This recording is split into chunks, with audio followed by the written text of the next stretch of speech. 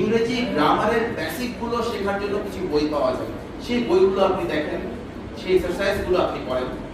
ম্যাথমেটিক্সের বেসিকটাকে strong করার জন্য সবচেয়ে ভালো ওয়ে হচ্ছে স্টুডেন্ট পড়া। আমরা আপনাকে আবারও স্মরণ করিয়ে দিচ্ছি, ভালো করে মনে রাখেন, আপনি ধনী পরিবারের সন্তান নন, আপনার বাবা শত কোটি টাকা নাই, আপনাকে আপনার নিজেরটা করে খেতে হবে। যদি করে খেতে হয় তাহলে পড়াশোনা করতে ইচ্ছা করে না, এই ধরনের ফার্স্ট লেভেল একটা কথাবার্তা থেকে সরে আসেন, সরে না আসলে লাইফে অনেক কষ্ট পাবেন, এটাই স্বাভাবিক। এবং সেই কান্নাকাটি করে কোনো লাভ হবে না, বিকজ ইউ ডিজার্ভ ইট। আমাদের কিন্তু বিসিএস নিয়ে মার্কেটে অনেক জনপ্রিয় ভয় আছে, জনপ্রিয় ভয় প্রচলিত আছে, এগুলো বললে অনেকে গ্রহণ করেন আপনারা, এই কারণে সেই ভয়গুলো দেখায়। তো ভয় পাবার কিছু নাই, মেন কাজ হচ্ছে আপনাকে পড়াশোনা করতে হবে, লিখিত পরীক্ষাতে খুব ভালো করতে হবে। আর লিখিত পরীক্ষাতে ভালো করার পরে আত্মবিশ্বাসটা এমনি বেড়ে যায়, যার পরীক্ষা ভালো হয় তার সে কিন্তু ভাইভাতে অনেক ভালো করে।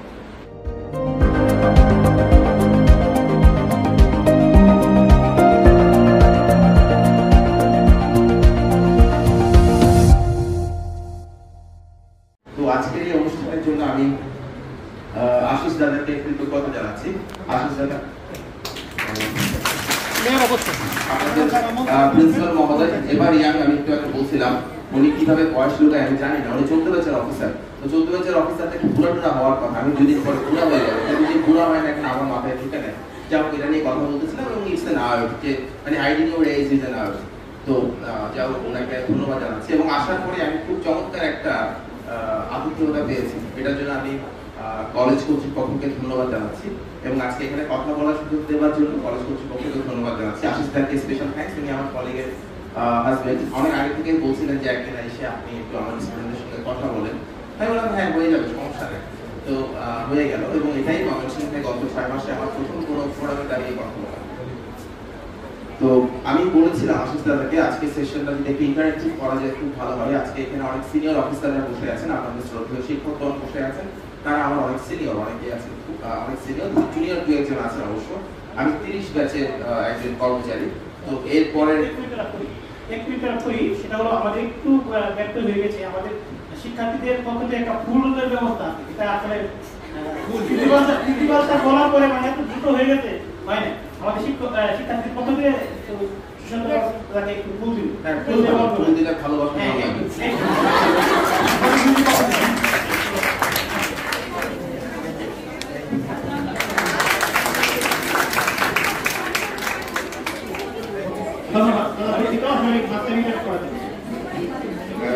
না, কোনো সমস্যা নাই। ফুল খুবই ভালো জিনিস, খাওয়া যায় না কিন্তু খুব ভালো একটা অনুভূতি জন্মায় মনের মধ্যে। তো ফুল পেয়ে ভালো লাগলো, ধন্যবাদ আপনাকে। তো আপনারা যদি ভালো হয়, যদি আমাদের সেশনটা ইন্টারঅ্যাক্টিভ হয়, আমি যদি আপনারা আমাদের যারা দেখেন ইউটিউবে তারা দেখেন, আমি খুবই বাঁচাও প্রকৃতির মানুষ, প্রচুর কথা বলি। সো সেশন যদি ইন্টারঅ্যাক্টিভ হয়, আপনারা যদি প্রশ্ন করেন আমি যদি উত্তর দেওয়ার চেষ্টা করি তাহলে ভালো হয়। আপনাদের কার কোনো প্রশ্ন আছে থাকলে একটা করেন, এগুলো আমি আমার মতো করে বলবো। আমাদের ভাইস প্রিন্সিপাল প্রতিটা কথার মধ্যে মেসেজ থাকতে বলতে রাখেন আমার রসবোধ যেটা এটা কি একটা মানুষের একটা ভালো কোয়ালিটি, সেন্স অফ হিউমার থাকা, রসবোধ থাকলে তো স্টুডেন্টরা ভালো রিসিভ করে, বিশেষ করে যারা আমাদের শ্রদ্ধেয় শিক্ষক তাদের রসবোধ থাকলে হয় কি তাদের স্টুডেন্টরা ওয়েল রিসিভ করে, এটা খুব ভালো আর মেসেজটা দিয়ে দেওয়া রসবোধের মাধ্যমে। আমাদের আজকে স্পিকার জমির মধ্যে বলেন আমাদের স্টুডেন্টরা খুবই আনন্দ উল্লাস এক্সাইটেড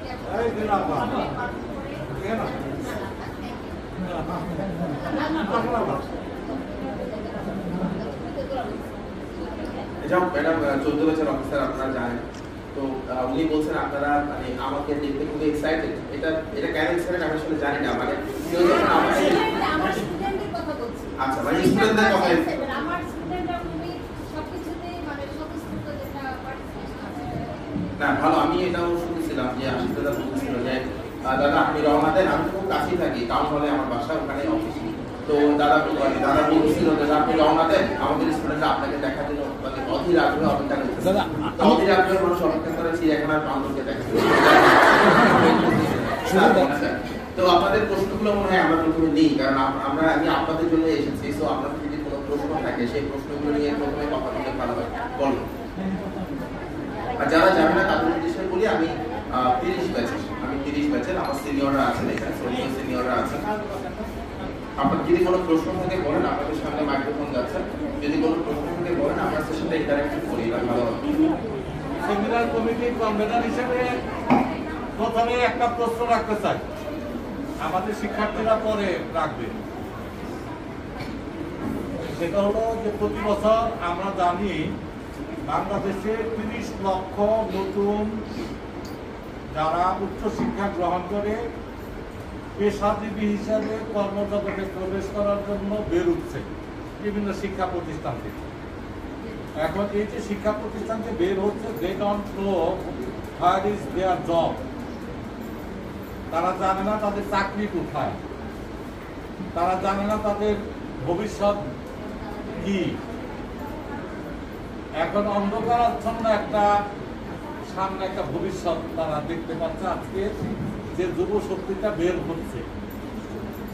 তো এখন এই যুব শক্তিটা কিভাবে তাদের জীবনকে তৈরি করবে, এই আমাদের যারা এখানে অনার্সে সবাই তারা তাদের ফিউচার প্ল্যানটা কিভাবে তৈরি করবে, যাতে আপনার যে ফিনিশিং দি কোর্স তারা ভালো একটা জব ক্যারিয়ার নিজের ভিতর স্কিল ডেভেলপ করতে পারে না। এক্ষেত্রে আপনার কোনো পরামর্শ আছে কিনা? Thank you sir. আমার প্রথম কথা হচ্ছে সবাই যেটা ভাবছেন যে আমাদের সামনে ভবিষ্যৎ অন্ধকার, আমি সেরকম করে ভাবি না। এই কারণে ভাবি না, যারা প্রিপেয়ার তাদের জন্য কখনো ভবিষ্যৎ অন্ধকার হয় না। বরং আমি এমন অনেককে দেখেছি যে যারা প্রিপেয়ার তারা একটা চাকরি ছেড়ে আরেকটা চাকরিতে জয়েন করছে। দ্যাট ইজ চাকরি আছে তবে সবার জন্য নাই, যারা প্রিপেয়ার তাদের জন্য আছে। সো আপনাদের প্রথম দায়িত্ব হচ্ছে সেই প্রিপারেশনটা নিয়ে নেওয়া।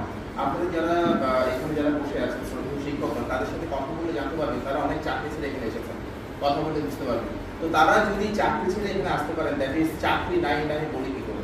দ্যাট ইজ আপনাদের প্রথম দায়িত্ব হচ্ছে আপনাদের নিজেকে প্রিপেয়ার করা।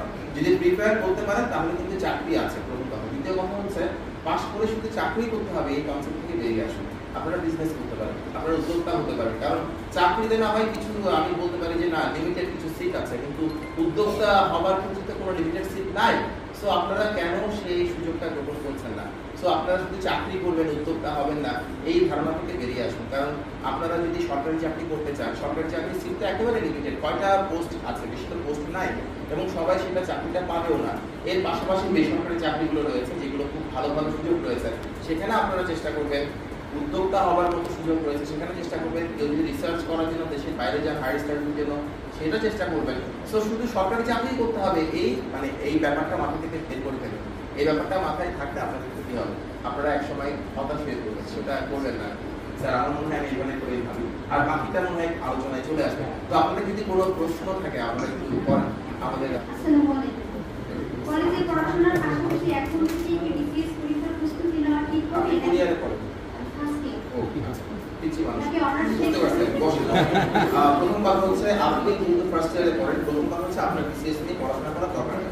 তবে আপনি যেটা করতে পারেন সেটা হচ্ছে আপনার বেসিকটাকে শক্ত করার জন্য চেষ্টা করতে পারেন। আপনার বেসিক শক্ত হলে আপনি বিসিএস কেন যে কোনো চাকরি আপনি ভালো করতে পারবেন, যে কোনো কাজে আপনি ভালো করতে পারবেন। সো আপনার যদি বেসিকটাকে স্ট্রং করতে হয় তাহলে বিশেষ করে ম্যাথমেটিক্স এবং ইংলিশের বেসিকটাকে স্ট্রং করার জন্য আপনার যা যা করতে হয় সেটা হতে পারে টিউশন করা, কাউকে পড়ানো, স্টুডেন্ট পড়ানো, সেটা হতে পারে সেলফ স্টাডি করা। এই এক্সপ্লোরগুলো আপনাকে করতে হবে। এটা করলে হবে কি আপনার বেসিক শক্ত হলে আপনি যে কোনো চাকরিতে আপনি ভালো করতে পারবেন। এখন ওই বিসিএস পরীক্ষার গাইড নিয়ে ভ্যান করে পড়াশোনা করার কোনো মানে নাই, এটা অনেক সময় আছে, অনেক দেরি আছে। আপনি যদি বেসিক শক্ত করতে পারেন তাহলে বিসিএস পরীক্ষার গাইডগুলো বলেন বা অন্যান্য চাকরির গাইডগুলো বলেন, সেগুলো পড়াটা আপনার জন্য সহজ হবে। আমাদের যারা শিক্ষকরা বসে আছে তাদের সঙ্গে আপনারা একটু আলাপ করে দেখবেন মাঝে মধ্যে। প্রথম দায়িত্ব হচ্ছে আপনার বেসিকটাকে স্ট্রং করা। আপনার ম্যাথমেটিক্স এবং ইংলিশের বেসিক যদি স্ট্রং না হয় আপনি কোনো চাকরিতেই ভালো কিছু করতে পারবেন না। সো আপনার প্রথম দায়িত্ব হচ্ছে বেসিকটাকে স্ট্রং করা, যদি আপনার বেসিক স্ট্রং না হয়ে থাকে। আর যদি স্ট্রং হয়ে থাকে সেটা কারো চর্চা করা, কারণ চর্চা না করলে কিন্তু ওই যে লোহাতেও মরিচা পড়ে যেটা আমরা বলি আর কি। সো আপনি সেটাকে প্র্যাকটিসের মাধ্যমে যাতে চাকরির জন্য সেটাকে মানানসই করা যায় সেই চেষ্টাটা আপনাকে করতে হবে। এটা হচ্ছে আপনার প্রথম দায়িত্ব অনার্সের ফার্স্ট ইয়ারে। আপনি যদি ফোর্থ ইয়ারে করতেন তাহলে আমি আপনাকে বলতাম যে হ্যাঁ ঠিক আছে বিসিএস পরীক্ষার গাইডলাইন নিয়ে নাড়াচাড়া করবেন, এটা আমি বলতাম, কিন্তু ফার্স্ট ইয়ারে দরকার নেই।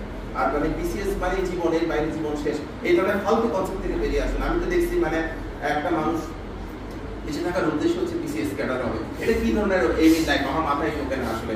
বা আমি অনেকে রেজাল্ট বের হলো বিসিএস পরীক্ষায়, সবাই বলতেছে করতেছে, এখন অনেকগুলো প্রেমে ব্রেকআপ হয়ে যাবে, লোকজন এখন বিসিএস ক্যাডারদের বিয়ে করবে। আমি আসলে জানি না মানে মানুষ এভাবে কেন ভাবে, আমার মাথায় ঢোকে না। সো এটা ভিন্ন কনসেপ্ট। তো আমি যেটা বলতেছি আপনাকে সেটা হচ্ছে আপনার প্রথম দায়িত্ব হচ্ছে আপনার প্যাশনটাকে স্ট্রং করতে হবে। আপনি সরকারি চাকরি করবেন নট নেসেসারি, আপনি কোনো প্রাইভেট জব করবেন, আপনি ভালো কিছু করবেন, এটাই হচ্ছে আপনার উদ্দেশ্য। আর আপনারা যারা আছেন আমি জানি না এখানে কি ছেলেরা পড়ে না, মহিলা, ওকে ফাইন।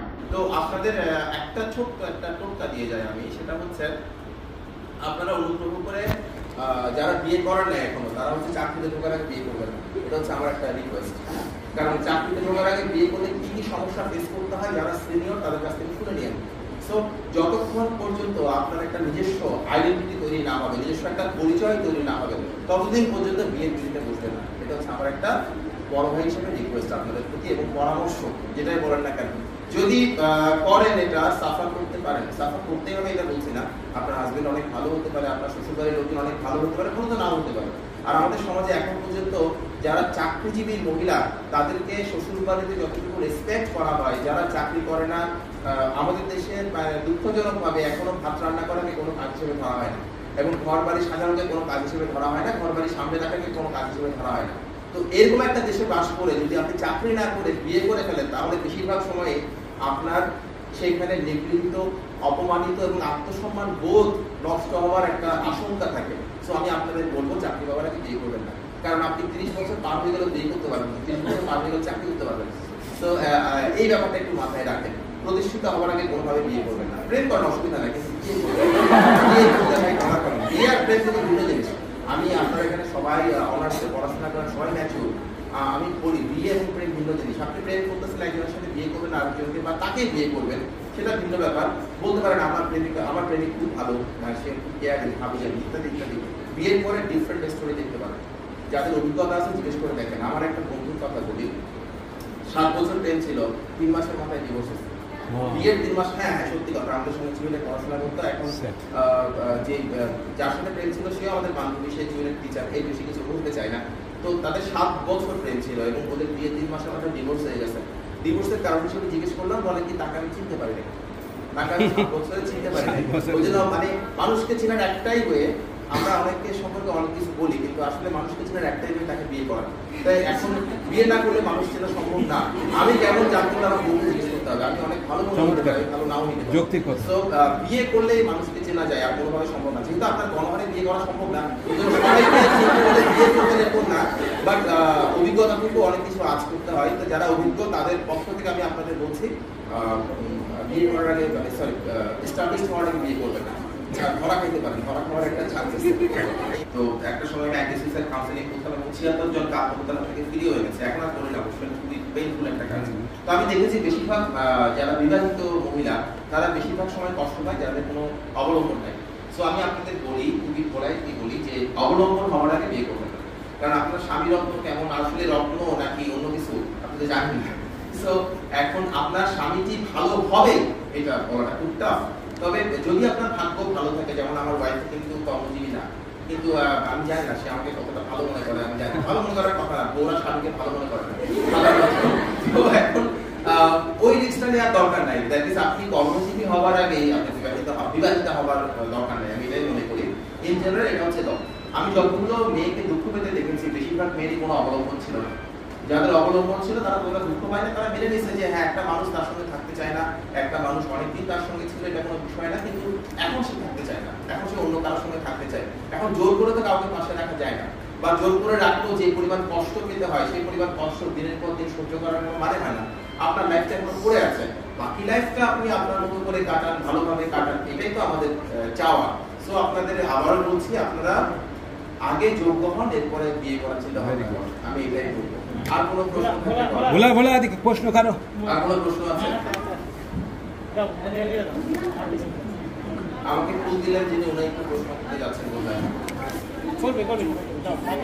আপনি আমাকে ফুল দিলেন না, আপনি প্রশ্ন করতে যাচ্ছেন, করেন। আপনারা হাসেন কেন? কিন্তু সবার পক্ষ থেকে আমাকে ফুল দিচ্ছে। এই ফুল যদি ভালোবাসার ফুলে, সবাই আমাকে ভালোবাসেন।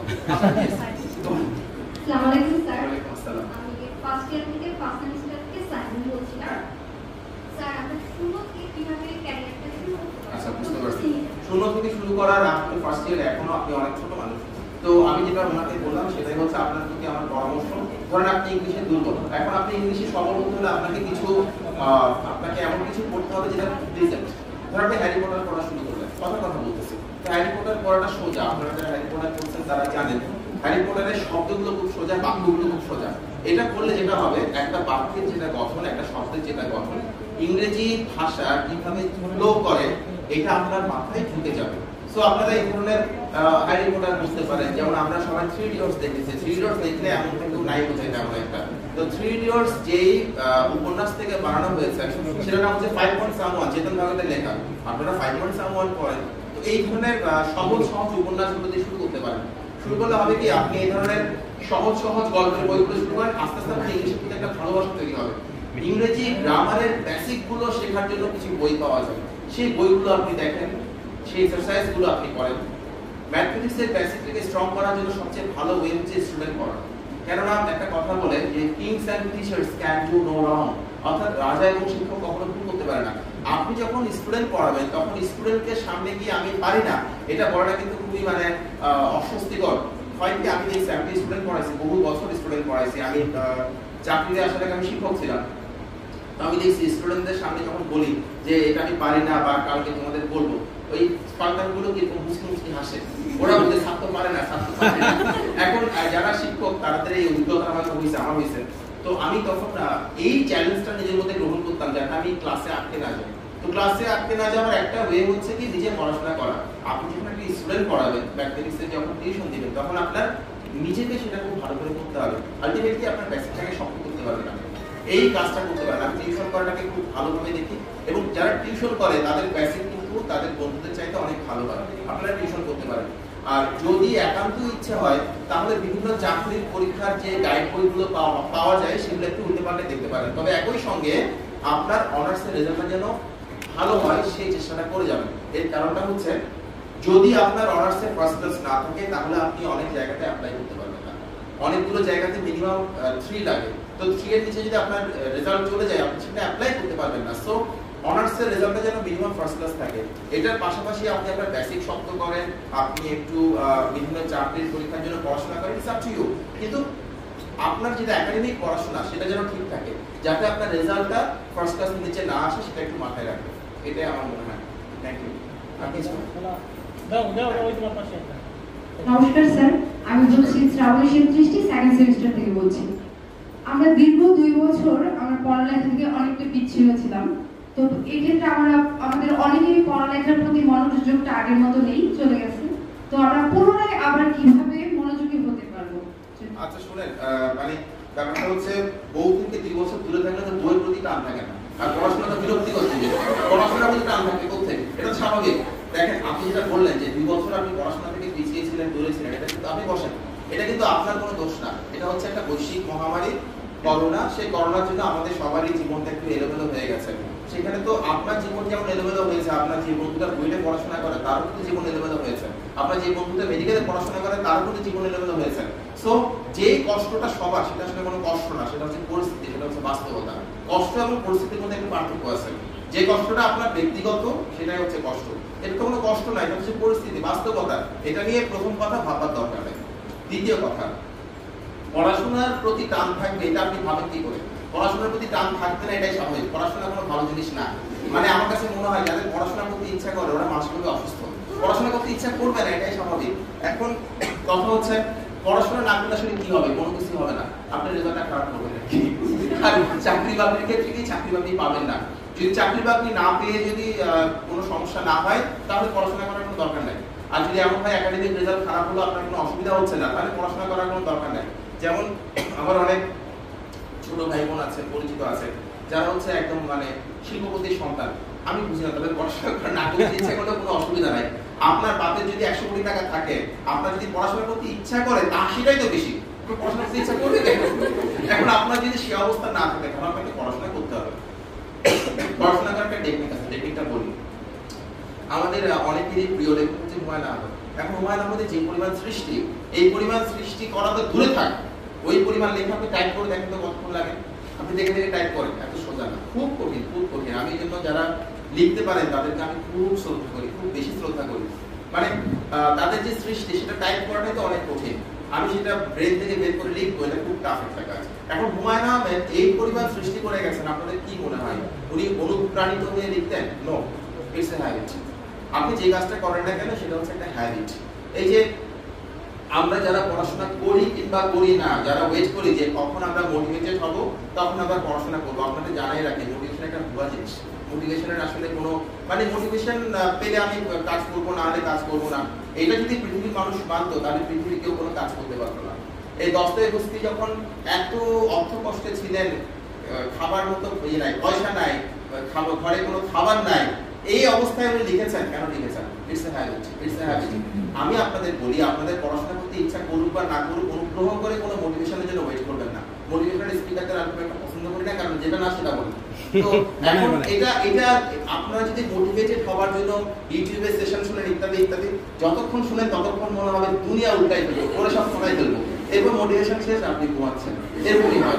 তো এখন আমি আপনাদের বলবো, তো এই সমস্ত মোটিভেশন দিয়ে কিছু হয় না। আপনি প্রতিদিন যেটা করবেন সেটা হচ্ছে, আমি মেয়ে খুঁজতেছিলাম, তখন আমার এক ঢাকা ইউনিভার্সিটি ছোট বোন বলে কি যে দাদা তুমি এই মেয়েটাকে বিয়ে করো, খুব ভালো মেয়ে। তাই বললাম দেখছি, কিন্তু আসলে তো খুব একটা ভালো লাগে না। বলতেছি কি বলো, আমি তোমাকে গ্যারান্টি দিচ্ছি তুমি বিয়ে করেই দেখো না, 2 বছর থেকেই দেখো না, তোমার ভালো লাগবে। ফাজিলে মানে বলতেছে বিয়ে করেই দেখো না, ভালো লাগবে, তখন আমারই বললো যদি করে তখন বললে কি হবে, মানে আমি তো জীবন শেষ। চিন্তা করেন এরকম ফাজিলের লোকজন আছে সমাজে। এখন দেখেন আমাদের সমাজে বেশিরভাগ বিয়ে কিন্তু হয় কিন্তু প্রেমের বিয়ে না। আপনারা তো জানেন ভাই, আপনারা সবাই ম্যাচিউর। প্রেমের ক্ষেত্রে 96% ক্ষেত্রে ব্রেকআপ হয়ে যায়, 4% ক্ষেত্রে শুধু মানুষ তার ভালোবাসার মানুষকে বিয়ে করতে পারে। বাকিগুলোর ক্ষেত্রে কিন্তু কোনো পরিচয় থাকে না।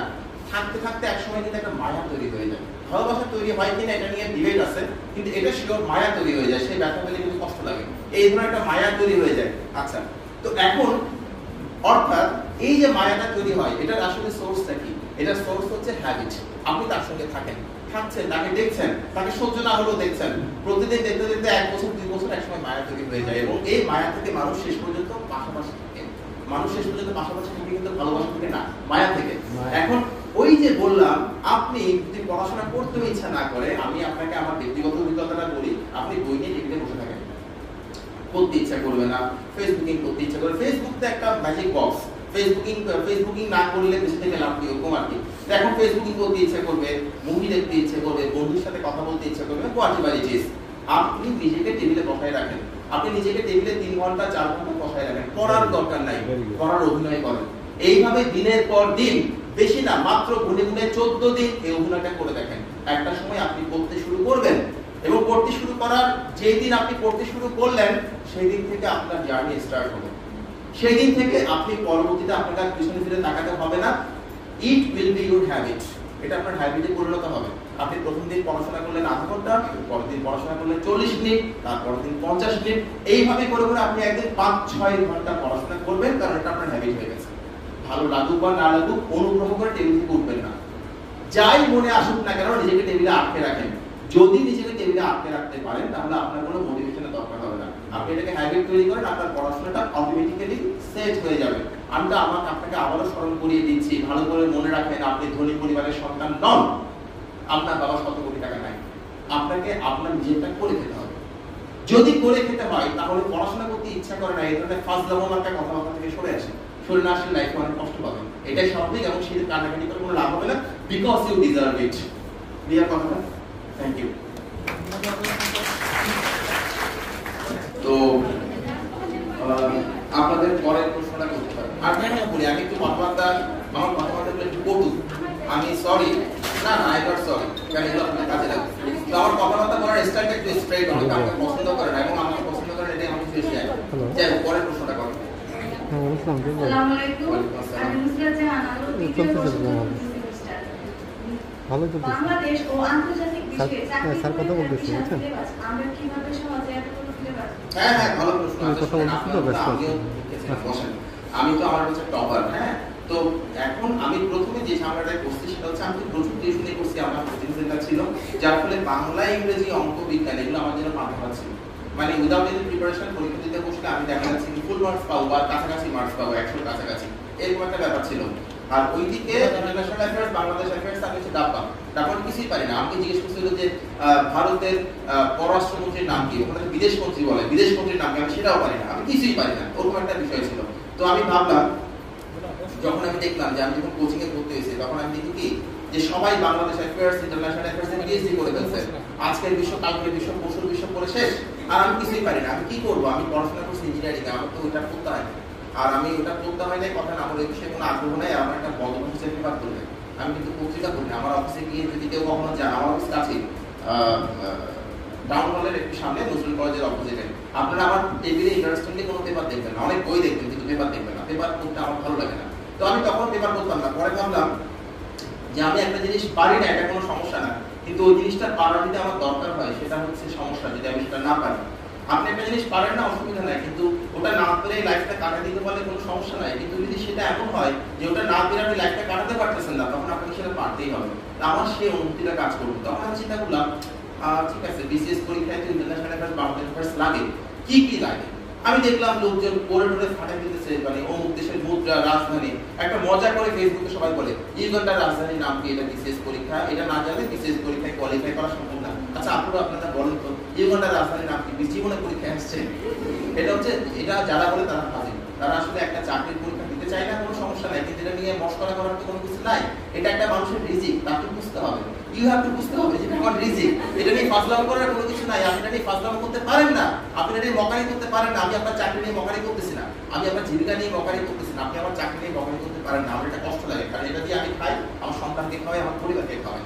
যাই হোক, এখন এই ধরনের কথাবার্তা যারা বলে তারা আসলে বিসিএস ক্যান্ডিডেট না, তারা আসলে এই চাকরিতে পরীক্ষায় দিবে না। আমি আপনাদের বলি, এই ধরনের ফালতু কথাগুলো বাদ দেন। বিভিন্ন দেশের রাজধানী, মুদ্রা, এগুলো আসে, ঠিক আছে, কয়টা আসে? আপনারা কেউ বিসিএস পরীক্ষার প্রশ্ন দিয়েছেন যারা এখানে বসে আছেন? অনেকে দিয়েছেন। ফ্রাঙ্কলি বলেন তো, রাজধানী, মুদ্রা, আশিস দাদা তো রেগুলারলি কাজ করেন, এগুলো নিয়ে কয়টা প্রশ্ন আসে? একটা, দুইটা, তিনটা, তিনটা আসে না, দুইটা আসে না। এখন 200 মার্কসের মধ্যে দুইটা কোশ্চেন অ্যাভয়েড করলে কি হয়? আপনি মাথা নষ্ট করে ফেলতেছেন সব দেশের রাজধানীর নাম মুখস্থ করতে, সব দেশের মুদ্রার নাম মুখস্থ করতে। দরকার আছে কোনো? আপনি একটু দেখেন যে কি ধরনের প্রশ্ন আসে এবং কি ধরনের প্রশ্ন আসে না। যে কোনো প্রতিযোগিতামূলক পরীক্ষাতে আমরা সবচেয়ে বড় যে ভুলটা করি সেটা হচ্ছে কি কি ধরনের প্রশ্ন আসে ওটা নিয়ে স্টাডি করি। আমরা স্টাডি করি না যে কি কি ধরনের প্রশ্ন আসে না। যদি আমরা বুঝতেই না পারি যে এই ধরনের প্রশ্ন আসে না, এই ধরনের প্রশ্ন করার দরকার নাই কিংবা কম দরকার আছে, তাহলে কিন্তু আমরা সারাদিন নষ্ট করব সেই ধরনের প্রশ্ন করার জন্য। ওই যে একটা গান আছে, পাঠ্যগুলোর সারাদিন তোমায় ঘুরে বলো না কোনো কাজ, শুনে নেয় গানটা? ওইটাই হবে, সারাদিন যাকে ভাবতেছেন সে পরীক্ষায় আসে না, কি লাভ? কোনো লাভ নাই। কিন্তু আপনার প্রথম দায়িত্ব হচ্ছে কি কি প্রশ্ন পরীক্ষায় আসে না সেটা নিয়ে ভালো একটা কনসেপ্ট দেওয়া। যখন আপনি সেই কনসেপ্টটা গ্রহণ করবেন তখন আপনার প্রিপারেশন নেওয়াটা অনেক সহজ হবে এবং আপনার অনেকগুলো সময় সেভ হবে। আপনার প্রথম দায়িত্ব, আপনি যে ধরনের পরীক্ষায় অংশ নিতে চান সেই ধরনের পরীক্ষায় কি কি ধরনের প্রশ্ন আসে না সেটা নিয়ে আপনি একটা ভালো কনক্রিট আইডিয়া রাখেন। ওই কনক্রিট আইডিয়াটা খুব ইম্পর্টেন্ট। এটার জন্য যদি আপনার 1 মাস খরচ হয় খরচ করেন, এটার জন্য 1.5 মাস খরচ হলে খরচ করেন। এই সময়টা কিন্তু সময় নষ্ট না, এই সময়টা হচ্ছে ইনভেস্টমেন্ট। আপনি যখন কোনো একটা বিজনেস করতে যান তখন বিজনেস করার জন্য সেই বিজনেসের বিভিন্ন খুঁটিনাটি সম্পর্কে আপনি পড়াশোনা করেন না, ওটা নিয়ে খোঁজ খবর নেন না, এটা কিন্তু সময় নষ্ট না, এটা হচ্ছে বিনিয়োগ। সো আপনি যখন কোনো একটা পরীক্ষা দিতে যাচ্ছেন তখন সেই পরীক্ষায় কি ধরনের প্রশ্ন আসে না সেটা নিয়ে আপনি একটু ভালো করে স্টাডি করেন। ওটা করার জন্য আপনার হয়তো 1 মাস, 1.5 মাস, 2 মাস, 2.5 মাস সময় লাগবে। আপনারা এখন সবাই স্টুডেন্ট, সবাই অনার্সে পড়াশোনা করছেন, ওই 2-2.5 মাস নষ্ট হওয়ার কোনো বিষয় না, এটা নষ্ট না, এটা হচ্ছে ইনভেস্টমেন্ট। এরপর আপনি যখন পড়াশোনা শুরু করবেন দয়া করে সেগুলো বাদ দিয়ে পড়াশোনা করবেন। এই যে অনেকে পৃথিবীর ম্যাপ দেখে, পৃথিবীর ম্যাপ দেখে বলে উত্তরে এই সমস্ত দেশ, দক্ষিণে এই সমস্ত দেশ, পশ্চিমে এই সমস্ত দেশ, পূর্বে এই সমস্ত দেশ, এগুলো আদৌ পরীক্ষায় আসে কিনা সেটা নিয়ে ভাবার দরকার আছে। কিংবা সেগুলো যদি আসেও কতটুকু আসে, কতটুকু জানার দরকার আছে, এটা কিন্তু একটু ভাববার দরকার আছে। এরকম সাধারণত যারা সফল হয়, যারা বেশি পড়াশোনা করে তারা কিন্তু সফল হয় না, যারা বুঝে শুনে পড়াশোনা করে তারা হচ্ছে সফল হয়। এটা মনে রাখবেন খুব ভালো করে। সো আপনাকে বুঝে শুনে পড়াশোনা করতে হবে, কোনটা করার দরকার আছে, কোনটা করার দরকার নাই সেটা একটু ভালো করে বুঝবেন। এটা ভালো করে বোঝার পর আপনি ওই আন্তর্জাতিক বিষয়গুলি, বাংলাদেশ বিষয়গুলি বেশ কিছু ভালো বই বাজারে পাওয়া যায়। আমি ভালো বই বলেছি, বই বলি না, বই তো অনেক পাওয়া যায়। এখন তারেক শামসুর রহমান স্যারের বই বা অন্য একজন লেখকের বইটা একই রকমের হবে না। তারেক স্যারের বইটা ডেফিনেটলি ভালো হবে, এরকম অনেকগুলো বই আছে যেগুলো হচ্ছে একটু স্ট্যান্ডার্ড, যেগুলো একটু ভালো, আপনারা সেই বইগুলো একটু পড়েন। যারা ওই বিষয়গুলো জানেন, যারা ওই বিষয়গুলো সম্পর্কে ভালো ধারণা রাখেন, ওই গুগলে সার্চ করে করে লিখেন না, তাদের বইগুলো একটু পড়েন। আপনাকে একই সঙ্গে পেপার করতে হবে, প্রতিদিন অন্তত 5 থেকে 6টা পেপার করার চেষ্টা করবেন। আমার মতন মানুষ যে কখনো পেপার পড়ে না, সে যদি প্রতিদিন 5 থেকে 6টা পেপার করতে পারে বিসিএস পরীক্ষার জন্য, আপনি পারবেন না কেন? আমি সত্যি সত্যি বলতেছি ভাই, আমার পেপার পড়ার কোনো অভ্যাস ছিল না, এখন নাই। এখন আমি চাকরি পেয়েছি, এখন পেপার পড়ি না, পেপার আসলেই পড়ি না। এটা আপনি খারাপ বলতে পারেন, ভালো বলতে পারেন যে ফার্স্ট ক্লাস অফিসারের রুমে তো 5-6টা পেপার থাকে ইত্যাদি ইত্যাদি।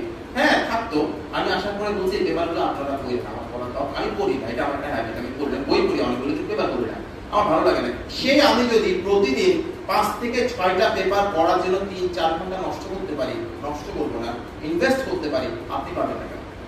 আমি দেখছি পেপার না পড়লে বিসিএস পরীক্ষায় ভালো কিছু করা যাবে না, সব পেপার পড়া শুরু করছে। এরপর আমি দেখলাম পেপার পড়তে গেলে বেশিরভাগ মানে ভালো লাগে ক্যাটরিনা কার সঙ্গে বিয়ে হয়েছে, এটা পড়তে ভালো লাগে। বা আমার একটা প্রিয় খাবার হচ্ছে ক্রাশ, আমি প্রচুর ক্রাশ খাই, সুন্দরী মেয়ে দেখলে ক্রাশ খাই। এখন ওই যারা সুন্দরী নায়িকা আছে, কে কার সাথে বিয়ে গেছে, কে কার সাথে বিয়ে করছে, কে কাকে জড়াই করছে, এগুলো পড়তে আমার খুব ভালো লাগে।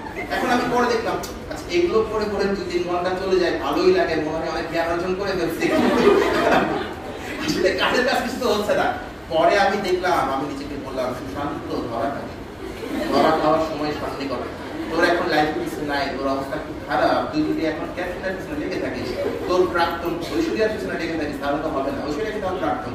আমি আসলে আমাদের মধ্যে প্রেম ছিল, প্রেমটা হচ্ছে আপনাদের বলি সমস্যা নাই, মানে 50% ওকে ছিল আমার দিক থেকে, সে আমার ছিল পুরোটা ওকে হয়ে যেত, সে আমার তো সে যখন বিয়ে করছিল তখন আমি স্টুডেন্ট পড়াই কোচিং সেন্টারে, আমার এখনো মনে আছে 2 দিন কথা বলতে পারিনি কষ্টে, সে কি কষ্ট, এটা খারাপ না, এটা ভালো। আচ্ছা বলেন, আপনি যাকে ভালোবাসেন সে যদি বিয়ে করে ফেলেন, আপনি কি তখন তাড়াতাড়ি করে নাচানাচি করবেন? করবেন না। আপনি তখন কষ্ট পাবেন, ভাত খাবেন না, তখন আপনি সুশান্ত পালকে নাম দিয়ে বলবেন ভাইয়া আমার প্রেমিক বিয়ে করে ফেলছে, এখন আমি কি করবো? হ্যাঁ তুমিও বিয়ে করো, আর তো কিছু করার নাই। যাই হোক, তো আমার খুব কষ্ট হচ্ছিল তখন, যেমন সেই দিন কেন বিয়ে করছে আমার মনে ছিল, ভুলে গেছি। এখন আমি এগুলো নিয়ে পড়ে থাকতাম, পরে দেখলাম এটা আমার কোনো কাজে লাগবে না। আমার যেটা কাজে লাগবে সেটা হচ্ছে বিসিএস পরীক্ষায় কি কি আসে, কি কি আসে না, এটা নিয়ে আমি একটা ক্লিয়ার আইডিয়া নিয়েছি। ক্লিয়ার আইডিয়া নেওয়ার পর পুরো পেপার পড়ার কোনো দরকার নেই, যতটুকু বিসিএস পরীক্ষার জন্য দরকার আমি ঠিক ততটুকুই পড়তাম, এবং আমি পেপার পড়তাম সবসময় অনলাইনে। অনলাইনে পড়লে একটা সুবিধা হচ্ছে যতটুকু দরকার, যে আর্টিকেলগুলো আমার দরকার, যেমন ধরুন সম্পাদকীয় যে পাতাটা আছে এবং এটা যে পাশের পাতাটা আছে, ওখানে যে আর্টিকেলগুলো আসে এগুলো আপনার দরকার।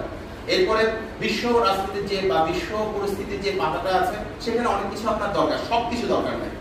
কি কি দরকার, কি কি দরকার না, এটা বুঝতে হলে আপনাকে অবশ্যই কোয়েশ্চেন স্টাডি করতে হবে। কোয়েশ্চেন স্টাডি না করলে আপনি কখনোই বুঝতে পারবেন না আপনার কি দরকার না, কখনোই বুঝতে পারবেন না। যতটুকু আপনার দরকার ততটুকুই আপনি স্কিম থ্রো করেন, আপনি পুরো একটা পেপার করতে আপনার বেশিক্ষণ সময় লাগবে না, আপনার যতটুকু দরকার শুধু ততটুকুই পড়েন। ক্যাটরিনার কি বিয়ে শাদী হয়েছে এটা আপনার পরীক্ষায় আসবে না, যতটুকু আপনার পরীক্ষায় আসবে ততটুকু নিয়ে আপনি পড়ে থাকেন। এই কাজটা করতে আপনার প্রতিদিন 2 থেকে 2.5 ঘন্টার বেশি লাগার কথা না। এবং যারা এই কাজটা ভালো করে করতে পারবেন, আমি চ্যালেঞ্জ করে বলতে পারি তারা বিসিএস পরীক্ষায় ভালো করবেন, লিখিতেও ভালো করবেন, লিখিততে অনেক ভালো করবেন। কারণ লিখিত পরীক্ষায় প্রচুর লিখতে হয়, লিখিত পরীক্ষায় প্রচুর আইডিয়া রাখতে হয়, ইনফরমেশন রাখতে হয়, অনেক ভালো করবেন। সো পেপার পড়ার সময় হিসাবে করবেন। হিসাবটা আপনি কিভাবে করবেন? আপনি কোশ্চেনের যে প্যাটার্নটা, সেই প্যাটার্নটা স্টাডি করবেন। এটা শুধু বিসিএস পরীক্ষার জন্য না, আপনি যদি আইবিএ তে ভর্তি পরীক্ষা দেন, আইবিএ ভর্তি পরীক্ষা তো খুব টাফ হয়, এমবিএ যে পরীক্ষাটা, আমি তো ওখানে পড়াশোনা করছি, ওই পরীক্ষার জন্য যা পরীক্ষায় আসে, যা আসে না, খুব ভালো করে স্টাডি করেন।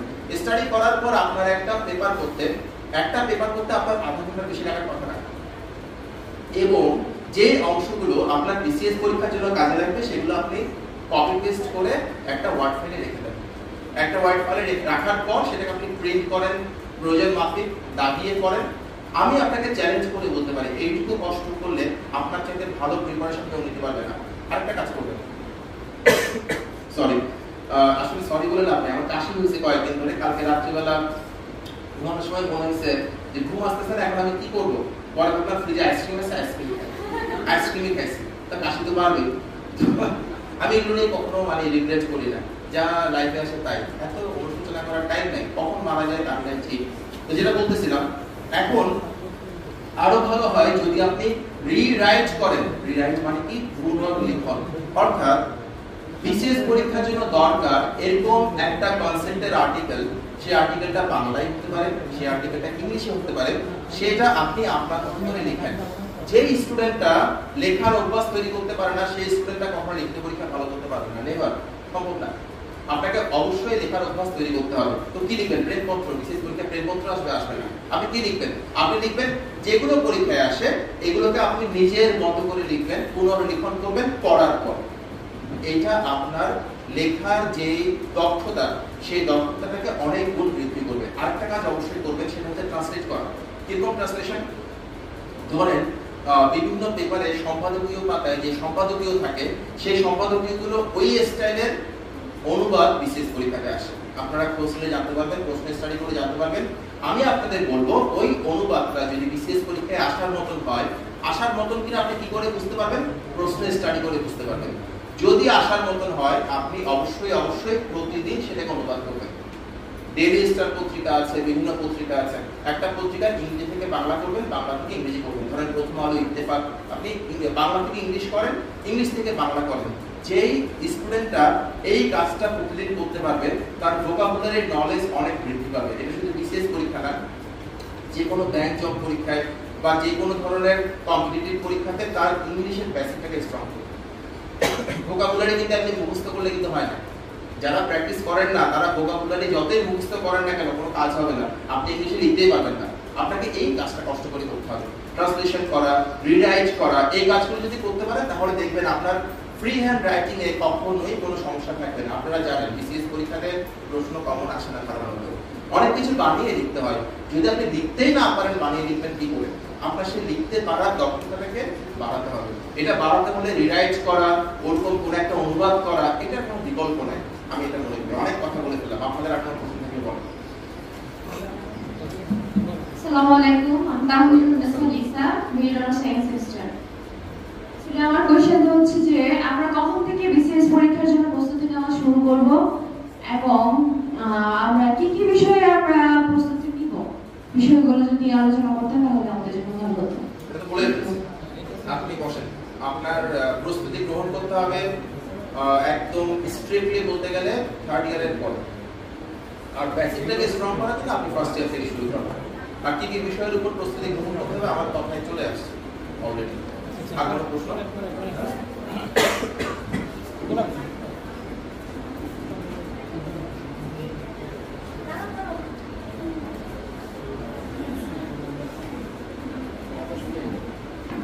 নমস্কার স্যার, নমস্কার।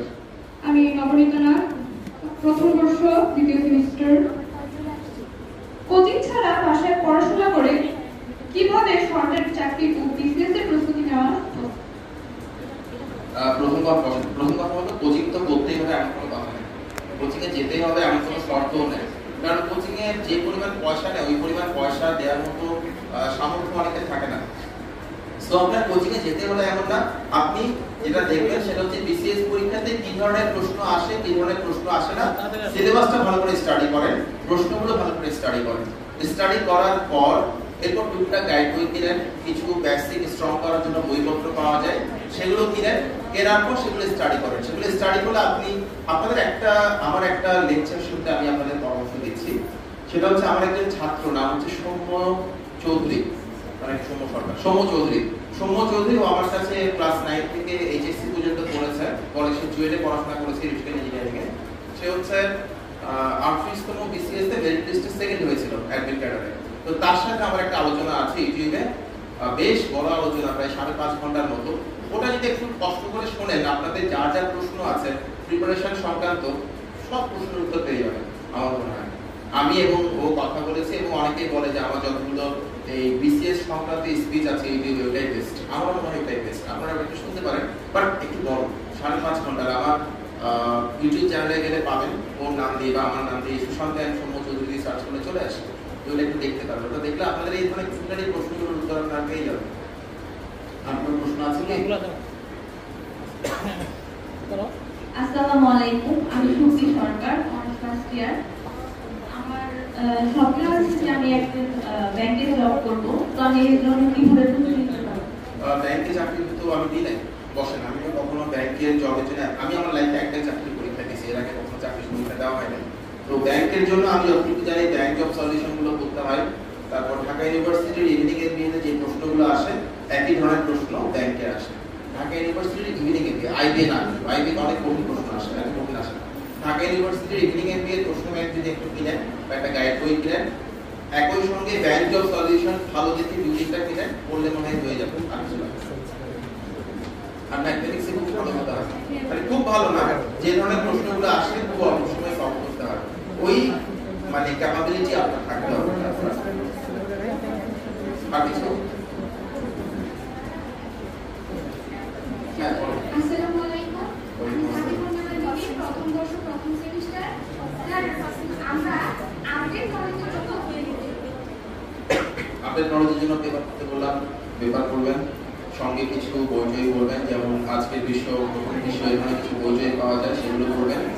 আর পেপার করবেন, অবশ্যই পেপার করবেন, পুরোটা না, যতটুকু পরীক্ষায় আসে বা দরকার, কতটুকু আসে বা দরকার এটা বোঝার জন্য আপনি অতীতে প্রিলি পরীক্ষার প্রশ্নগুলো ভালো করে দেখেন, অতীতে রিটেন পরীক্ষার প্রশ্নগুলো ভালো করে দেখেন, তাহলে আপনি বুঝতে পারবেন যে কি প্রশ্ন আসে কি প্রশ্ন আসে না।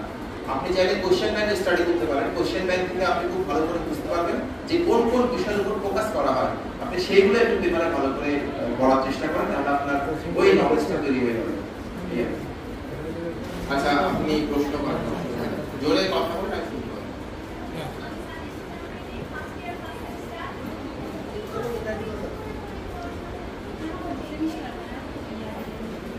কিভাবে পরিকল্পনা করে পড়াশোনা করলে ভালো একটা পর্যায়ে যেতে পারে, তাই তো? সফটওয়্যারে চাকরি পেতে পারেন। আচ্ছা, সেক্ষেত্রে আমি তো এখন এটাই বললাম, সেটা হচ্ছে আপনার প্রথমে এমটাকে সেট করতে হবে। আপনি এমটাকে সেট করতে হবে এভাবে করে যে আমি একটা সিভিল সার্ভিসে আমি যাব, সিভিল সার্ভিসে যে কোনো একটা চাকরিতে আমি করব। এখন আপনি কোথায় যেতে চাইছেন সেটা নিয়ে আপনার প্রিপারেশন নিতে হবে। আপনাদের একটা তথ্য দিই, আপনারা জানেন তথ্যটা, তারপরে দিই। সেটা হচ্ছে বিসিএস পরীক্ষাতে কেউ যদি ভাইভা পর্যন্ত যেতে পারে আর পাস করতে পারে, সে কিন্তু একটা চাকরি পাবে। যদি ক্যাডার সার্ভিস চাকরি নাও পায়, সে কিন্তু একটা চাকরি পাবে। অর্থাৎ আপনার কাজ হচ্ছে ভাইভা পর্যন্ত যাওয়া এবং পাস করা। তো ভাইভা পর্যন্ত যাওয়া এবং পাস করা এটা খুব একটা রকেট সায়েন্স না, এটা খুব একটা কঠিন কিছু না, যেতে পারবেন। এবং যদি যেতে পারেন তাহলে কিন্তু আপনি একটা চাকরি পেয়ে যাচ্ছেন। সো আপনার প্রথম মাইন্ডসেটটা হবে আপনি কোন চাকরিতে যেতে চাইছেন এবং সেটার জন্য আপনার প্রিপারেশনটা আপনাকে নিতে হবে। ওই প্রিপারেশনটা আপনি কিভাবে নেওয়ার জন্য প্রস্তুত, ওটার জন্য যা যা কষ্ট করতে হয়, যা যা পরিশ্রম করতে হয়, সেই পরিশ্রমটা আপনি করবেন। আমি আপনাদের একটা কথা বলি, যারা পরিশ্রম করেন না তারা কিন্তু লাইফে কোনো কিছু করতে পারবেন না। মানে আমি যে আপনাদের সামনে দাঁড়িয়ে কথা বলছি, আপনি যদি আমাকে জিজ্ঞেস করেন যে আপনার একটা দিক বলেন যে দিকটা হয়তো অনেকের নাই বা আপনার অনেক বন্ধুর নাই, আমার একটাই দিক বলবো, সেটা হচ্ছে ভূতের মতো পরিশ্রম করতে পারবেন। আমাকে আপনি মেধা দিয়ে হারাতে পারবেন, কিন্তু পরিশ্রম দিয়ে হারানোটা ডিফিকাল্ট। আমি আপনার চাইতে 10 মিনিট হলেও বেশি পরিশ্রম করার চেষ্টা করতে পারি, এবং পরিশ্রম করার জন্য শারীরিক সক্ষমতার চাইতে বেশি দরকার হচ্ছে মানসিক সক্ষমতা। আপনার যদি কোনো একটা জিনিস পাওয়া দরকার হয় তাহলে আপনি পরিশ্রম করবেন, আর যদি পাওয়া দরকার না হয় আপনি পরিশ্রম করবেন না, আপনার মন সেই সাপোর্টটা দিবে না। আপনি অনেক ক্লান্ত, আপনার শরীর চলে না, ওই সময় যদি আপনার প্রিয় মানুষটা আপনাকে ফোন দিয়ে বলে চলো নদীর ধারে ঘুরতে যাই, তখন আপনি ঠিকই 1 লাখ ঘুরে যাবেন, 5 বছর করে বেরিয়ে যাবেন। তখন যে শক্তিটা আসে, এটা কি শরীর থেকে আসে নাকি মন থেকে আসে? মন থেকে আসে। তো মানুষের মন যতক্ষণ ক্লান্ত না হয় ততক্ষণ মানুষ থাকতে পারে। তো মন কখন ক্লান্ত হবে না? যদি ওই কাজটা করা আপনার দরকার হয়, প্রিয় মানুষের হাত ধরে হাঁটাটা আপনার দরকার, বিধায় আপনার মন তখন বলে বসে হ্যাঁ ইউ ক্যান ডু ইট। যখন আপনার বন্ধু আপনার খুব ক্লান্তি, তখন যদি বলে দোস্ত চল একটা সুন্দর টি শার্ট দিয়েছি তোর এটা কিনে দিব, বা এই জিনিসটা তোর আমি কিনে দিব, সব ক্লান্তি চলে যায়। তো এর কারণটা হচ্ছে আমাদের মন যদি প্রিপেয়ার হয় কোনো একটা কাজ করার জন্য, সেটা কিন্তু আমরা করতে পারবো। আমি মাঝে মধ্যে একটা গল্প বলি, আপনাদের সেই গল্পটা একটু রিপিট করি। গল্প একটা সত্যি ঘটনা। আপনারা ক্লাব ফুটবল দেখেন, কেউ এখানে club football, European club football দেখেন? তো ক্লাব ফুটবলের একটা ঘটনা বলি। একজন প্লেয়ার, ওই প্লেয়ারটা খুবই বাজে একটা প্লেয়ার। বাজে প্লেয়ার কাকে বলে? যে প্লেয়ারটা পারফর্ম করতে পারে না তাকে বাজে প্লেয়ার বলে, যে প্লেয়ারটা খেলা পারে না তাকে বাজে প্লেয়ার বলে না, যে প্লেয়ারটা পারফর্ম করতে পারে না তাকে বাজে প্লেয়ার বলে। যাই হোক, সে পারফর্ম করতে পারে না এরকম একটা প্লেয়ার, একজন বাজে প্লেয়ার পরপর 2টা ম্যাচে কোনো ধরনের ভালো কিছু দেখাতে পারে না। এখন যেহেতু 3টা ম্যাচের খেলা, 2টা ম্যাচে ওরা হেরে গেছে, তার মানে তো অলরেডি হেরে গেছে।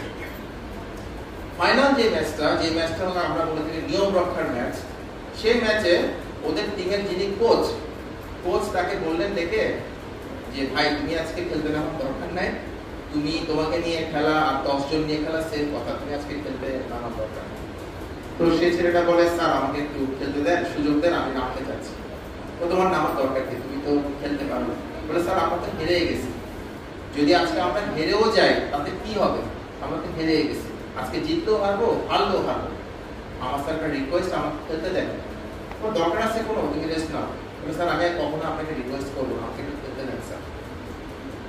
তখন কোচ ভাবলেন যে হেরেই তো গেছি, ওকে খেলতে দিলে কি হবে, দিন। এখন সেই খেলায় খেলতে নামলেন প্লেয়ারটা এবং তারা সেই খেলায় 3-1 গোলে জিতে গেল।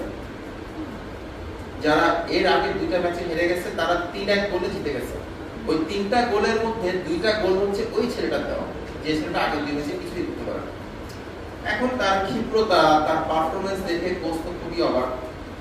খেলা শেষে তাকে রুমে ডাকলেন, ডেকে বললেন আজকে তুমি যে এই খেলাটা দেখালে সেই খেলাটা কোথায় ছিল, গত 2 ম্যাচে তুমি তো কিছুই করতে পারো না, পায়ে বলই নিতে পারো না, আজকে এই খেলা তুমি কোথায় খেলে? তখন ছেলেটা মাথা নিচু করে বলতেছে যে স্যার আমি বাসায় যাব, আমাকে বাসায় যেতে দেন। বলল না বাসায় যেও, অসুবিধা নাই, কিন্তু বলো তুমি এই খেলাটা কিভাবে খেললা, তুমি তো খেলা পারো। আমি তো অবাক হয়ে গেছি, আর তোমার চাইতে ভালো খেলা আজকে কেউ খেলে না, তুমি কি করে খেলে, এটা সত্য ঘটনা কিন্তু আমি শিক্ষার বইতে পারছি। তখন ছেলেটা বলছে স্যার আমার বাসায় যেতে হবে, আমাকে যেতে দেন। বেয়াদবি করছো, তোমাকে আমি একটা প্রশ্ন করছি, প্রশ্নের উত্তর দাও। তখন সে স্ট্রেট কোচের চোখের দিকে তাকিয়ে বলল স্যার গত 2 ম্যাচে খেলার সময় আমার সঙ্গে একজন বৃদ্ধ মানুষ এসেছিলেন, খেয়াল করেছেন? মানে হ্যাঁ খেয়াল করেছি, কিন্তু আজকে আসেন নাই কেন, উনি তো অসুস্থ। তখন ছেলেটা উত্তর না দিয়ে বললো স্যার যে বৃদ্ধ মানুষটি এসেছিলেন তিনি আমার বাবা অন্ধ ছিলেন, চোখে দেখেন না। তো আমি আমার বাবাকে নিয়ে আসতাম, বাবা তার আমাকে অনেক ভালোবাসেন। আমার স্যার মা নাই, মা ছোটবেলায় মারা গেছেন, বাবাই আমাকে মানুষ করেছেন। তো আমার বাবা চোখে দেখেন না, তা সত্ত্বেও উনি আমার সঙ্গে আসতেন এবং যখন কোনো একটা গোল হতো বা সবাই যখন হাততালি দিত তখন আমার বাবার একটা বিশ্বাস ছিল যে আমার ছেলে বোধহয় ভালো কিছু করছে, এরপর একটা বিশ্বাস ছিল। এবং বাবা যখন আমার সঙ্গে বাসায় ফিরত তখন বাবা আমাকে জিজ্ঞেস করতো যে বাবা তুই কেমন খেলবি। আমি বাবাকে অনেক ভালোবাসি স্যার, বাবাকে আমি মিথ্যা কথা বলতাম, বাবাকে আমি বলতাম যে আমি বাবা এই এতটা গোল দিছি, এতটা গোল সেভ করছি, এতটা পাস দিছি, এগুলো বলতাম বাবা। তো বাবা শুনে চোখ দিয়ে পানি পড়তো আর বাচ্চাদের মতো করে তালে দিতেন, হাসতেন আর তালে দিতেন। এটা দেখে স্যার আমার খুব ভালো লাগে, কারণ আমার স্যার মা নয়, বাবাকে অনেক ভালোবাসে। এখন স্যার এই মানুষটাকে আমি মিথ্যা বলে খুশি রেখেছি। গতকাল রাত্রেবেলা আমার বাবা মারা গেছেন, শুধুমাত্র আজকে এই মানুষটা উপর থেকে আমার খেলা দেখেছেন। আজকে তো স্যার বাবাকে মিথ্যা কথা বলার কোনো রাস্তা নাই। আমি স্যার আমার বাবার জন্য খেলেছি, বাবাকে দেখানোর জন্য খেলেছি, এই জন্যই স্যার আমি কাজটা করতে পেরেছি। এই যে বিষয়টা, মানুষের এই যে শক্তিটা, এই যে দক্ষতাটা, এটা কিন্তু আসে ইমোশন থেকে, মানসিক শক্তি থেকে আসে। আপনার মধ্যে যদি সেই মানসিক শক্তিটা তৈরি করতে পারেন, ওই ইমোশনটাকে কাজে লাগাতে পারেন, তাহলে আপনি ভালো কিছু করতে পারবেন। আমরা ইমোশনটাকে কাজে লাগাই, কিরকম কাজে লাগাই? ভালোবাসা দিবি কিনা বল, এই ইমোশন দিয়ে কি হবে? এই ইমোশন দিয়ে কিছু হবে।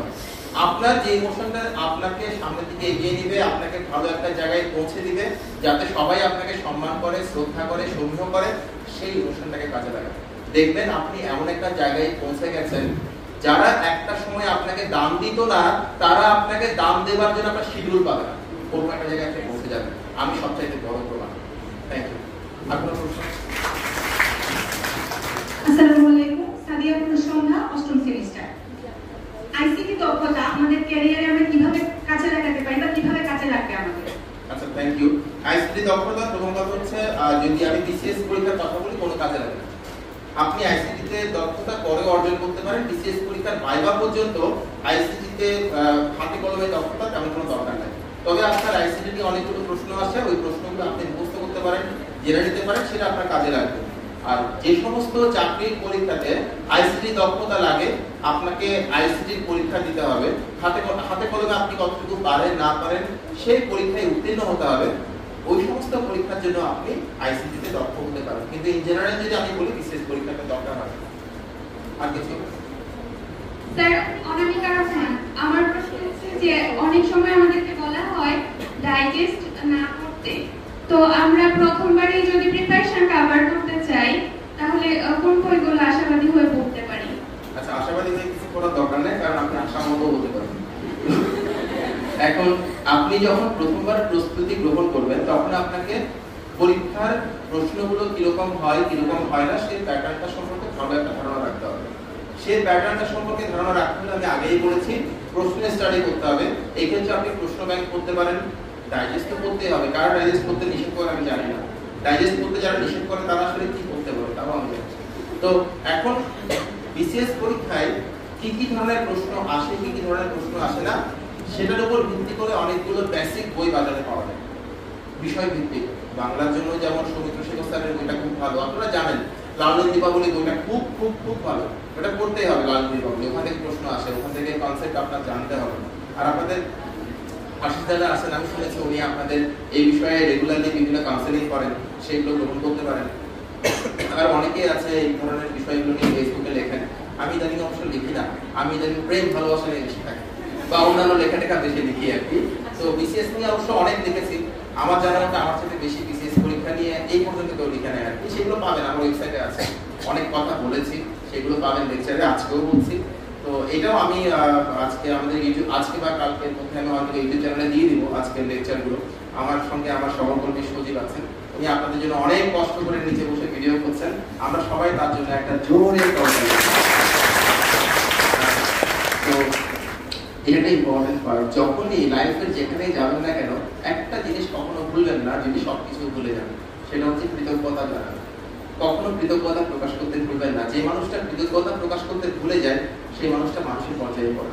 ওই জন্য আপনাদেরকে বলি এই একটা জিনিস কখনো ভুলবেন না, সেটা হচ্ছে কৃতজ্ঞতা প্রকাশ করা। আমরা সবাই বসে আছি, আরাম করছি, উনি কষ্ট করে বসে আছেন, তাই আমাদের ওনার প্রতি থ্যাঙ্কফুল হওয়া দরকার। যেটা বলছিলাম, এখন আপনারা এই ধরনের যে প্রশ্নগুলো বিভিন্ন জায়গাতে পাওয়া যায় সেগুলো করবেন। সব গাইড কিন্তু ভালো না ভাই, আপনারা গাইডটা পড়ার সময় একটু বুঝে শুনে করবেন। আর এখনই একদম সব গাইড কিনে ফেললাম, কিনে টেবিলে সাজায় রাখলাম, দেখতে সুন্দর লাগে, ওটা করার কোনো দরকার নাই। আপনি একটা সেট গাইড যখন শেষ করেন তখন কিন্তু আরেকটা সেট গাইড স্টাডি করা কিন্তু সহজ হয়ে পড়ে। কেন হয়ে পড়ে বলেন তো? সেম কোশ্চেন রিপিট হয়, তাই না? তো সেম কোশ্চেন যেহেতু রিপিট হয়, প্রথম সেট গাইড সলভ করা হচ্ছে সবচেয়ে চ্যালেঞ্জিং। সেই ক্ষেত্রে আমি আপনাদের পরামর্শ দিচ্ছি, প্রথম সেট গাইডটা সলভ করবেন সেই গাইডটা যেখানে প্রশ্নের সংখ্যা সবচেয়ে বেশি। এরপর আপনি পরের সেট গাইড সলভ করেন, সহজ হবে। থার্ডটা সলভ করতে গেলে আরো সহজ হবে। ফোর্থটা সলভ করতে গেলে কোনো কষ্টই মনে হবে না, স্কিল থ্রো করতে পারবেন। এইভাবে করে আপনি গাইড সলভ করতে পারবেন, কোশ্চেন ব্যাংক করতে পারেন, ডাইজেস্ট করতে পারেন। সবচেয়ে ইম্পর্টেন্ট হচ্ছে পেপার পড়বেন, কিছু সহায়ক বই পড়বেন যেগুলোকে আমরা রেফারেন্স বই বলি। যেমন মুক্তিযুদ্ধ নিয়ে প্রচুর রেফারেন্স বই বাজারে পাওয়া যায়, প্রচুর প্রামাণ্য বই বাজারে পাওয়া যায়। বঙ্গবন্ধু নিয়ে প্রচুর বই পাওয়া যায়, সেগুলো পড়তেই হবে, কিছু করার নাই। আন্তর্জাতিক রাজনীতি, বিশ্ব পরিস্থিতি নিয়ে অনেকগুলো ভালো ভালো বই বাজারে পাওয়া যায়, সেগুলো কোনো গাইড বই না, সেগুলো পড়তে হবে। অবশ্যই ওয়েবসাইট থেকে তথ্য নিতে হবে। বাংলাপিডিয়া, উইকিপিডিয়া, বিভিন্ন সংস্থার যে অফিসিয়াল ওয়েবসাইট সেগুলো রেগুলারলি চুমু মারতে হবে। পেপার পড়তে হবে, পেপার পড়ে সেখান থেকে নিজের মতো করে লেখার চেষ্টা করতে হবে, যেটাকে আমি আগেও বলেছি পুনর্লিখন বা রিরাইটিং। এটা খুব হেল্প করে, ভীষণ হেল্প করে। এই কাজগুলো যদি আপনি করতে পারেন তাহলে আপনার রেজাল্টটা অনেক ভালো হবে, অনেকের চাইতে অনেক ভালো হবে, এটা আমি বলবো। এবং এই কাজটা করতে অনেক সময় লাগবে, তবে এটাকে যদি আপনারা হ্যাবিট বানায় ফেলতে পারেন তাহলে দেখবেন প্রতিদিন এই কাজটা না করলে আপনার মধ্যে কেমন যেন খচখচ কাজ করবে। এটা খচখচানি বলি না আমরা, ওটা কাজ করবে, মনের মধ্যে খচখচ করবে, আজকে কি যেন বলো না, কি যেন বলো না। ঘুমতে যাওয়ার আগে সেই কাজটা করতে ইচ্ছা করবে, সেই কাজটা করে ঘুমতে যেতে ইচ্ছা করবে। আমার হতো, আমি ওই কাজটা না করে হয়তো বা মনে হতো যে আজকে একটু 1 ঘন্টা কম ঘুমায়, অসুবিধা নাই, কিন্তু কাজটা করে ঘুমায়, এটা আমার মনে হতো। আর সবসময় যে কাজটা করবেন জীবনের সকল ক্ষেত্রে, যেটা আমি ফলো করি, লাইফে কখনো কাউকে আইডল বানার দরকার নেই। কারণ যে লোকটা আপনার আইডল, সেই লোকটা লাইফে যে সুযোগ সুবিধাগুলো পাচ্ছে বা পেয়েছে, সেই সুযোগ সুবিধা কিন্তু আপনি পাচ্ছেন না। তার লাইফটা যেরকম আপনার লাইফটা কিন্তু ওরকম না। যেমন আমাকে আপনি যদি পুরোপুরি ফলো করেন হবে না, আপনি আমার কথাগুলোকে ফলো করতে পারেন, কারণ আমি একজন উচ্চ মধ্যবিত্ত পরিবারের সন্তান। আমি তো আর লাইফে স্ট্রাগল দেখি না, আমি তো দারিদ্র দেখি না। যদি আপনার দারিদ্র থাকে আমাকে অবিকল ফলো করলে তো হবে না ভাই, আপনাকে আপনার মতন করে তৈরি হতে হবে। সেক্ষেত্রে সবকিছু বাদ দেন, ছোট্ট একটা টেকনিক শিখাই দিন, এটা ফলো করবেন। আজকে আপনি যেরকম, কালকে আপনি আজকের মানুষটাকে ছাড়িয়ে যাওয়ার চেষ্টা করেন। আজকে আপনি যদি 30 মিনিট পড়াশোনা করেন, কালকে আপনি 35 মিনিট পড়াশোনা করেন, পরশু আপনি 40 মিনিট পড়াশোনা করেন, তারপর দিন আপনি 45 মিনিট পড়াশোনা করেন। এনাফ। অর্থাৎ প্রতিদিন আপনি চেষ্টা করবেন আগের দিনের মানুষটাকে ছাড়িয়ে যাওয়ার জন্য। আজকে আপনি যতটা ভালো মানুষ, কালকে আরো একটু ভালো মানুষ হওয়ার চেষ্টা করেন। আজকে আপনি যতটুকু পরিশ্রম করলেন, কালকে আরো একটু বেশি পরিশ্রম করার চেষ্টা করেন। খেয়াল করেন, ক্লাসে যে স্টুডেন্টটা অঙ্কতে 100তে 98 পায়, সে তো মানুষ না, সে অমানুষ। এখন আমি পাইলাম হচ্ছে 30, ফেল করলাম। 33-এ পাস, আমি 30 পেয়ে ফেল করলাম। এখন আমি যদি ভাবি যে আমি পরের পরীক্ষাতে এই ওই ছেলেটার মতো বা ওই মেয়েটার মতো 90 পাবো বা 98 পাবো, এটা তো বোকা সরকে বাস করা। যদি আমি 30 থেকে 33 পাই পরের পরীক্ষাতে, আমি সফল, আমি সাকসেসফুল। কখনোই টপারের দিকে তাকাবেন না, নিজের দিকে তাকান। আপনি যতটুকু আছেন সেটাকে ছাড়িয়ে যাওয়ার চেষ্টা করেন। একটা সময় আপনি অবাক হয়ে যাবেন, আপনি অনেক উঁচুতে পৌঁছে গেছেন। এটাই হচ্ছে সাফল্যের মূল সূত্র, মূল মন্ত্র। কখনো কারোর সঙ্গে কম্পিটিশনে যাবেন না, আপনার সকল কম্পিটিশন হবে নিজের সাথে। আপনি আজকে যতটুকু আছেন ওটাকে ছাড়ান। যদি আমি আমার কথা বলি, আমি যখন বিসিএস পরীক্ষার জন্য পড়াশোনা শুরু করলাম, তখন আমি দেখলাম যে ওই অনেক পোলাপান বিসিএস নিয়ে অনার্স মাস্টার্স করে ফেলছে, আর আমি বিসিএস নিয়ে কিচ্ছু জানি না। যদি আমি তাদের সঙ্গে কমপ্লিট করতাম, আমি আজকে আপনাদের সামনে দাঁড়িয়ে কথা বলতে পারতাম না। ইন্টারন্যাশনাল অ্যাফেয়ার্স পরীক্ষায় আমি 100 পেয়েছিলাম 18। আমি তো 18 পেয়ে মহা খুশি, পরে দেখলাম ওটা লুজ করা। সে আমি ধীরে ধীরে ওই ইন্টারন্যাশনাল অ্যাফেয়ার্স পরীক্ষাতে 96 পেয়েছিলাম 100 থেকে। এটা করতে আমার সময় লেগেছে। আমার যেটা ভিন্ন দিক ছিল সেটা হচ্ছে আমি থেমে যাই, আমি কাজটা করে গেছি। আপনারা বেশিরভাগ মানুষ থেমে যান, কাজটা করে যান। আপনি একটু একটু একটু একটু করে নিজেকে ছাড়িয়ে যান। একটা সময়ে আপনার নিজের দিকে তাকালে আপনি নিজেরই অবাক লাগবে। আপনি এমন একটা জায়গায় পৌঁছে যাবেন, আপনাকে ছোঁয়া খুব ডিফিকাল্ট হবে। ওই কাজটা করেন প্লিজ। যারা টপার, যারা অনেক ভালো স্টুডেন্ট, তথাকথিত ভালো স্টুডেন্ট, তাদের দিকে তাকাবেন না, তাকাবেন নিজের দিকে। নিজেকে ছাড়িয়ে যান। ছাড়িয়ে যেতে যেতে 1 বছর 2 বছর আপনি যে কোথায় পৌঁছে যাবেন নিজেও কল্পনা করতে পারবেন না। একটাই কথা, কখনোই থেমে যাবেন না, একটু হলেও এগিয়ে যান, বাকিটা অটোমেটিক্যালি হয়ে যাবে, কোনো অসুবিধা নেই। Thank you. এই প্রশ্নটা হয়তো বা আপনাদের অনেকেরই মনের কথা, হয়তো বা গুছিয়ে বলতে পারেন। আচ্ছা, সম্ভবত 34 বিসিএস, 34 বিসিএস এর পুলিশ ক্যাডারে যিনি প্রথম হয়েছেন, তার পড়াশোনা ছিল বাংলাদেশ হোমিওপ্যাথি কলেজে।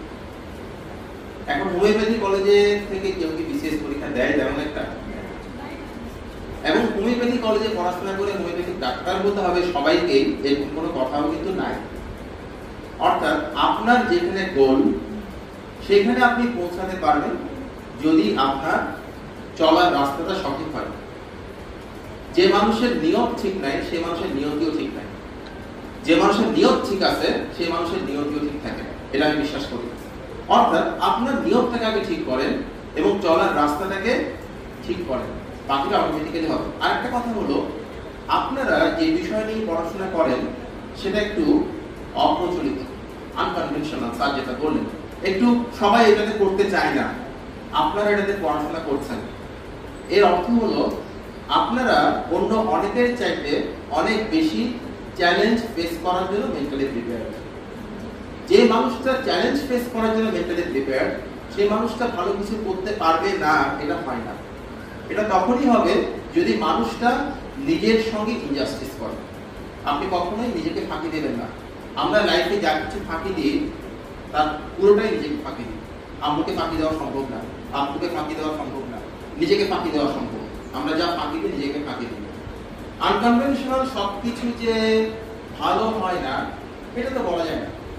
আমার এক বন্ধু আছে, ওই বন্ধু এবং আমি পরস্পরকে তুই করে বলে, তাদের তো ডিভোর্স হয় না। তুই করে বলে অনেকে ডিভোর্স হয়ে গেছে। সো তুই করে সাধারণত মানুষজন বলে না, হাজবেন্ড ওয়াইফকে তুই করে, আমি আমার বউকে তুই করে বলি, কিন্তু তুই করে বললে ডিভোর্স হবে এটাও তো ঠিক না। অর্থাৎ আনকনভেনশনাল একটা জিনিস যে সাকসেসফুল হবে না এমন কোনো কথা না। সাকসেসফুল হতে পারে যদি আপনি ঠিক থাকেন।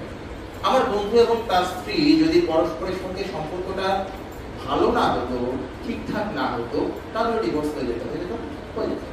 সো আপনি কিসে পড়াশোনা করছেন, আপনি কোন পরিবার থেকে এসেছেন, আপনার আর্থিক অবস্থা কিরকম। আর্থিক অবস্থা নিয়ে একটা কথা বলি, 30 ব্যাচে আমার এক বন্ধু আছে পুলিশ ক্যাডার। ও যখন চাকরি পেয়েছিল তখন চাকরির প্রথম মাসের বেতন দিয়ে সে প্রথম যে কাজটা করেছিল সেটা হচ্ছে তাদের গ্রামের বাড়ির টিনের চালটা কিনেছিল।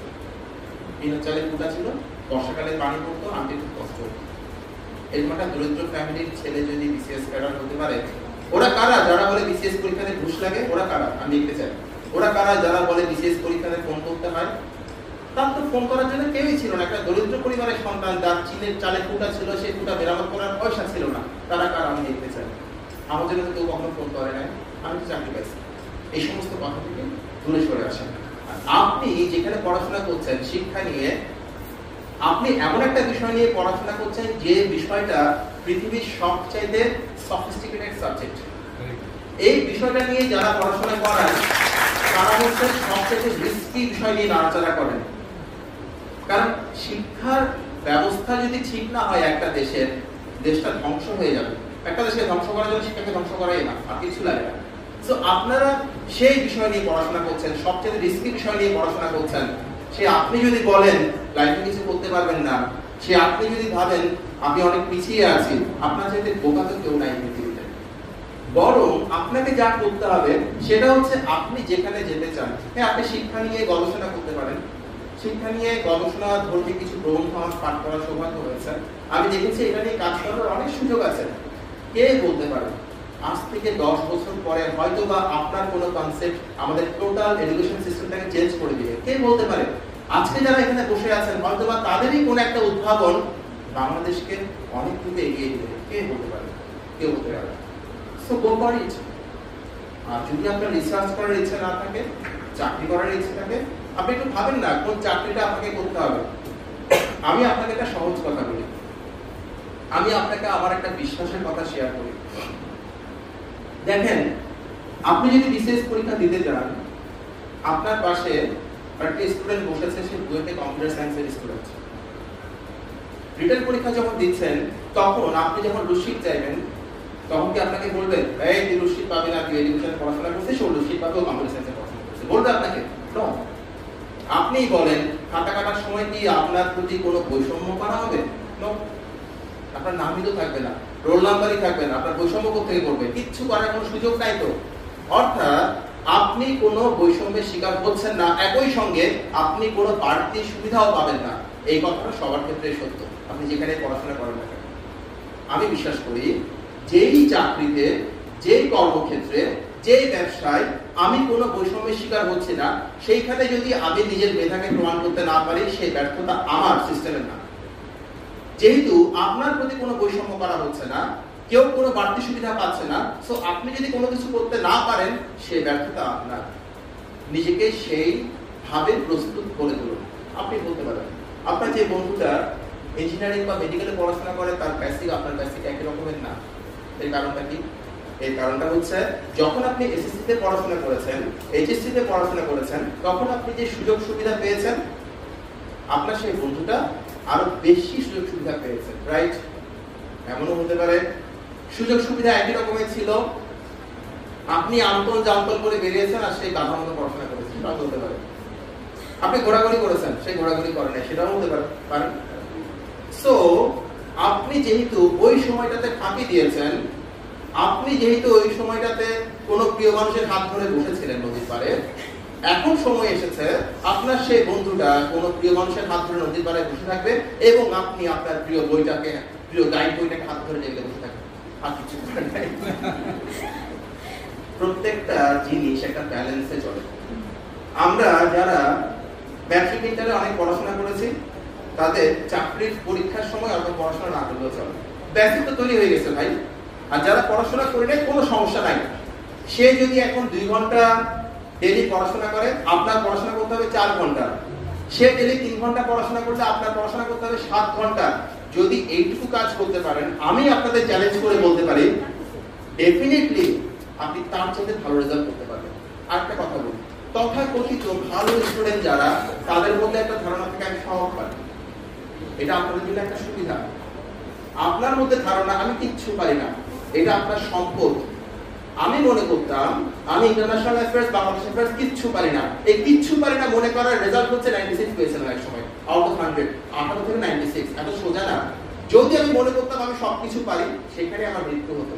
যে মানুষটা মনে করে আমি সবকিছু পারি, তার পক্ষে কোনো পরীক্ষাতেই ভালো করা সম্ভব না। আপনি বিশ্বাস করেন আপনি আপনার বন্ধুর চাইতে পিছিয়ে আছেন, একই সঙ্গে বিশ্বাস করেন আপনি যে জায়গাতে আছেন কালকে আপনি সেই জায়গা থেকে ভালো একটা জায়গায় পৌঁছাতে পারবেন। আমি আপনাকে চ্যালেঞ্জ করে বলতে পারি আপনার রেজাল্ট দেখতে আপনি বুঝে অবাক হবেন। এই প্র্যাকটিসটা আজকে থেকে করে দেখুন, আপনার সময় বলবো। Thank you.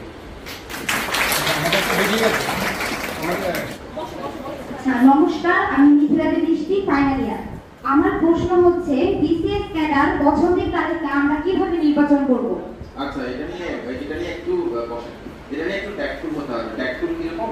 আপনি দেখবেন আপনার যে ক্যাডারগুলো রয়েছে এবং যতটা খালি আসন রয়েছে সবচেয়ে বেশি কোথায় আছে। যেমন সাধারণত আমরা দেখি প্রশাসন ক্যাডারে অনেকগুলো সিট থাকে, তো প্রশাসন ক্যাডারটা অনেকেই প্রথমে দেয়। আবার অনেকের ইচ্ছা থাকে আমি পুলিশ হব, আমি পররাষ্ট্র ক্যাডারে চাকরি করবো বা ট্যাক্সে চাকরি করবো, কাস্টমসে চাকরি করবো। তখন সেক্ষেত্রে আপনাকে একটু বুঝতে হবে, ওই যে মোশারফ করিমের একটা কথা তোমাদের লাগে, বুঝতে হবে যে আমার কোন ক্যাডার দিয়ে বেশি কম্পিটিশন ফেস করতে হবে। আমি একটু বাস্তব কথা বলতে চাই। বিসিএস ফরেন অ্যাফেয়ার্স, এই ক্যাডারটা সাধারণত যাদের কম্পিটিশনে আসার মতো যোগ্যতা সবচাইতে বেশি, তারা ফার্স্ট হয়েছে বেশিরভাগ। আপনি দেখবেন বুয়েটের স্টুডেন্টরা, মেডিকেলের স্টুডেন্টরা, এটা তো স্বীকার করতে হবে বুয়েট মেডিকেলের স্টুডেন্টদের ব্যাচ একটু ভালো থাকে, এটা তো বুঝেন, এটা আমরা সবাই বুঝি জানি। এখন তাদের সাথে কম্পিট করতে হলে আপনাকে সেই লেভেলে পড়াশোনা করতে হবে, আপনাকে সেই লেভেলে প্রিপারেশন নিতে হবে। যদি নিতে পারেন তাহলে সেটা ফার্স্ট ইয়ার দিলে কোনো সমস্যা নাই। এরপর আপনাকে জানতে হবে কোথায় সবচেয়ে বেশি ফাইট হয়, যেমন প্রশাসন cadre, police cadre, tax cadre, customs cadre. এই ক্যাডারগুলোতে সবচেয়ে বেশি ফাইট হয়। যারা এই ক্যাডারগুলো ফার্স্ট চয়েস, সেকেন্ড চয়েস দিতে চান তাদেরকে একটু বেশি পড়াশোনা করতে হবে। এখন তো আমাদের মাননীয় প্রধানমন্ত্রী কোটা সিস্টেম বিলুপ্ত করেছেন, এটা আমাদের জন্য একটা সৌভাগ্য, একটা সুযোগ। এই সুযোগটাকে আমরা যেন সকলে কাজে লাগাই। আগে আমাদের অনেক কিছু বলার ছিল যে আমার মেধা আছে, কোটা নাই বলে আমি চাকরি পাচ্ছি না, এখন কিন্তু কোনো কিছু বলার নেই। 40তম বিসিএস পরীক্ষাতে কোনো কোটা ছিল না, সেটা কোনো কোটা ছিল না। অর্থাৎ যারা এখানে চাকরি পেয়েছেন তারা সবাই তথাকথিত মেধাবী, তাই তো? মেধাবী। আমার খুব মজা লাগে, সিভিল সার্ভিসটা কেউ মেধাবী না আসলে। যারা মেধাবী তারা বেশিরভাগ রিসার্চ করে। আমার বন্ধুদের মধ্যে যারা মেধাবী ছিল, সত্যিকার অর্থে যারা আমরা মেধাবী বলি, তারা বেশিরভাগই গবেষণা করে, বিভিন্ন বিশ্ববিদ্যালয়ে শিক্ষক, পিএইচডি করতে গেছে। আমরা হচ্ছে মিডিওকার, আমরা কিন্তু মাঝারি লেভেলের স্টুডেন্ট, আমরা মেধাবী স্টুডেন্ট না। সো এখন যেহেতু কোটা নাই, এখন তো পুরো প্লেগ্রাউন্ডটা আপনার, পুরো খেলার মাঠটাই আপনার, সেখানে আপনি খেলতে পারবেন। সেখানে কোনো ধরনের বাধার সম্মুখীন হবে না, সেখানে কোনো ধরনের বৈষম্যের সম্মুখীন আপনি হবেন না। সো এখন তো কোনো অসুবিধা নাই। সো আমি মনে করি যে এই সুযোগটা, আপনার প্রশ্নটা কি জানা ছিল আপু? ও ক্যাডার চয়েস, উত্তর দিয়েই দিয়েছি। তো ক্যাডার চয়েস দেওয়ার ক্ষেত্রে একটু নিজের দিকে তাকাবেন এবং নিজের পছন্দের দিকে তাকাবেন। দুটো জিনিসের দিকে তাকাবেন, তিনটা জিনিসের দিকে তাকাবেন। নাম্বার 1 নিজের পছন্দের দিকে, নাম্বার 2 নিজের প্রিপারেশনের দিকে, নাম্বার 3 কোন ক্যাডারে কতটা সিট আছে ওটার দিকে। এই ক্ষেত্রে ইমোশনাল হওয়ার কোনো সুযোগ নাই। এই ক্ষেত্রে আপনাকে সুবিবেচক হতে হবে, না হলে কিন্তু আপনি চাকরি পাবেন না। ক্লিয়ার কথাটা? দরকার হলে কারোর সঙ্গে আলাপ করে নেবেন এবং কারোর সঙ্গে আলাপ করে এমন কারোর সঙ্গে আলাপ করবেন যে মানুষটা এই সিস্টেম নিয়ে জানেন। আপনি বিসিএস পরীক্ষা দিচ্ছেন, আপনার একটা চাচা কোনো একটা ব্যাংকে অনেক উঁচু পজিশনে চাকরি করেন, তার সঙ্গে কথা বলে কিন্তু কোনো লাভ হবে না। আপনাকে কথা বলতে এমন কারোর সঙ্গে যিনি বিষয়টা সম্পর্কে জানেন। যেমন আশিস দাদা, উনি আপনাদের কাউন্সিলিং করেন, অনেক দিন ধরে কাউন্সিলিং করছেন, উনি জানেন। ওনার মতন আর কার সঙ্গে কথা বলতে পারেন, ওনার সঙ্গে কথা বলতে পারেন। কিন্তু মনে রাখবেন, টপ পজিশনে থাকার মানে কিন্তু সব জানে তা কিন্তু না। আপনাকে দেখতে হবে উনি কোন সেক্টরে টপ পজিশনে আছেন। যিনি ব্যাংকে টপ পজিশনে আছেন, ওনাকে আপনি ব্যাংক জব নিয়ে জিজ্ঞেস করেন, বিসিএস নিয়ে জিজ্ঞেস করে লাভ নাই, উনি কিন্তু জানবেন না। এবং ওনাকে জিজ্ঞেস করে যদি আপনি কোনো ভুল ইনফরমেশন পান, এতে কিন্তু আপনার ক্যারিয়ার পাথ ডিস্ট্রয় হয়ে যেতে পারে। এটা একটু মাথায় রাখবেন। আমরা বেশিরভাগ মানুষ ভুল মানুষের কাছ থেকে পরামর্শ নিই। ভুল মানুষের কাছ থেকে পরামর্শ নেওয়ার চাইতে কারো কাছ থেকে পরামর্শ না নেওয়াও ভালো। একটু মনে রাখবেন কথাগুলো, তাহলে আপনি ভালো কিছু করতে পারবেন। এখানে একজন আপনি জিজ্ঞেস করতে চাইছেন, বলেন।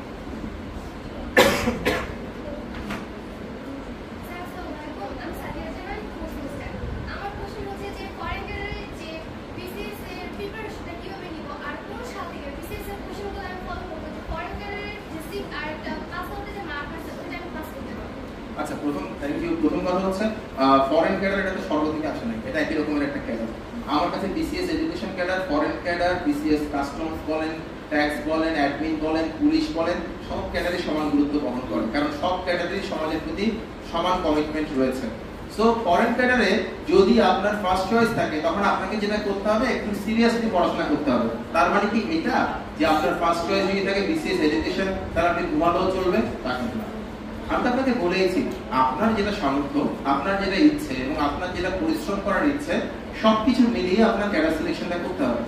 এখন ফরেন ক্যাডারে যদি আপনি যদি ফার্স্ট চয়েস দেন তাহলে আপনাকে লিখিত পরীক্ষাতে অনেক ভালো করতে হবে। প্রিলিতে পাস করতে হবে এটা তো বলার কোনো কিছু নাই, প্রিলিতে পাস না করলে আপনি লিখিত পরীক্ষা দিতেই পারবেন না।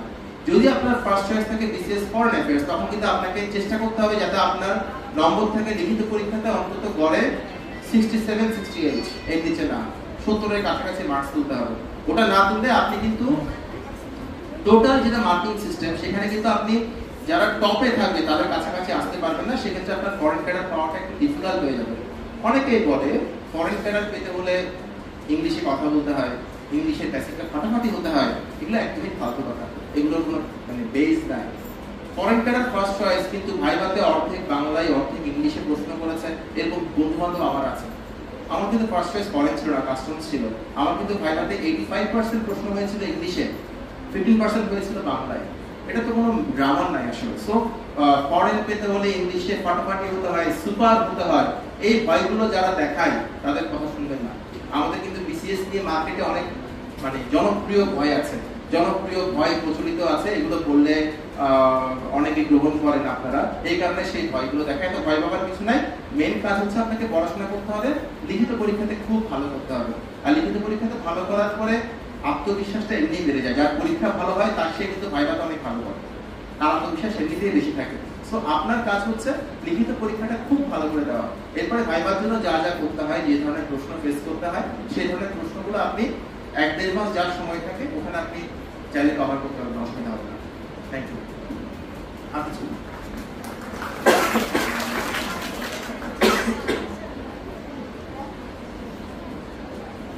আমি আর কন্টিনিউ করবো, 1.5 ঘন্টা হয়ে গেল না প্রায়, আর কন্টিনিউ করবো নাকি ছেড়ে দেবো? ছেড়ে দেবো না? হ্যাঁ, আর যাদের, আমি একটা কথা বলে দিই, যাদের বাসায় যেতে হয়, বাসায় ফিরতে হয়, তারা বাসায় ফিরতে পারে, অসুবিধা নেই। আমি কিচ্ছু মনে করি না, এইসব নিয়ে আমি কিচ্ছু মনে করি না। আমার সেমিনারে কেউ যদি ওয়াশরুমে যেতে চায়, কেউ যদি বাসায় যেতে চায়, দুটোকে আমি সমান প্রাধান্য দিই, কোনো সমস্যা নেই, আপনি চলে যেতে, কোনো অসুবিধা নেই। বলুন।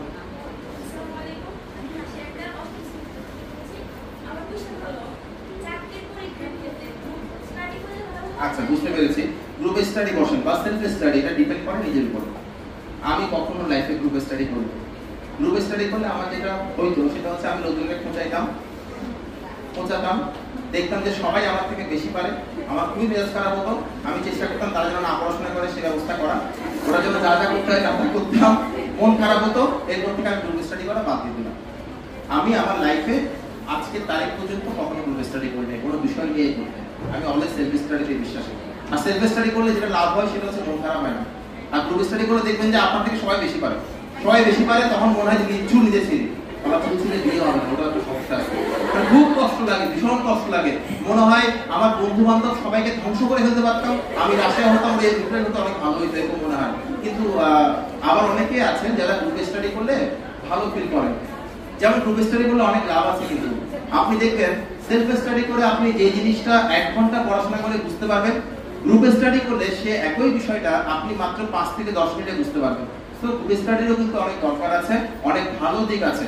এটা ডিপেন্ড করে আপনার নিজের উপরে। যদি আপনি গ্রুপ স্টাডি করে চালাতে পারেন আপনি গ্রুপ স্টাডি করবেন, যদি সেলফ স্টাডি করে আপনি ভালো করতে পারেন সেলফ স্টাডি করবেন। কিছু বলবেন না? আর কিছু আমাদের আগে একটা কষ্ট আছে, দাদা অসুস্থ, না অসুস্থ না, সুস্থ, কিন্তু বলার সমস্যা সমস্যা আছে। অসুস্থ মানুষ আইসক্রিম খায়? না না। বলেন। আচ্ছা, আমার কোনো কোশ্চেন আছে? একটা কোশ্চেন আছে সবাই। কি? আপনার সঙ্গে সবাই ছবি তুলবে। ও ছবি তুলবে? হ্যাঁ, কোনো সমস্যা নাই। এটা মধ্যে আমার অনেক সময় লাগবে, আমার মনে মানে দাবি হলে এটা। তার ছবি তোলার ক্ষেত্রে একটা টেকনিক আছে, এটা দাদাও মনে হয় ফলো করে। মানে আমার একটা সময়ে ছবি তোলার সময় খুবই গোমরা মুখে ছবি উঠতো। হ্যাঁ, আমি হাসতাম না আর কি প্রথম দিকে। তো আমি পরে দেখলাম হাসি না পেলে আমি কি করবো? হাসি তো পাইতে হবে। কাউকে দেখে যদি ভালোবাসা না জন্মে, ভালোবাসি কিভাবে বলবো? একটা বিষয় আছে না। পরে দেখলাম যে না, things don't work in this way, এটা আমাকে ওয়েটা চেঞ্জ করতে হবে। তখন চিন্তা করলাম হাসতে হয় কিভাবে। অনেক চেষ্টা করলাম, হাসলে দেখি যে মুখে বাঁদরের মতো লাগে। তখন দেখলাম জোর করে হাসা যাবে না, কিন্তু জোর করে দাঁত বের করা সম্ভব। এখন আমি যেটা করি, দাঁতগুলো বের করতে, কিচ্ছু করি না, দাঁত বের করি, ফাটাফাটি হাসি হয়। যারা হাসতে পারে না তাদের জন্য আমি টেকনিকটা শিখাই দিলাম, দাঁত বের করে রাখবেন, বাকিটা অটোমেটিক্যালি হবে।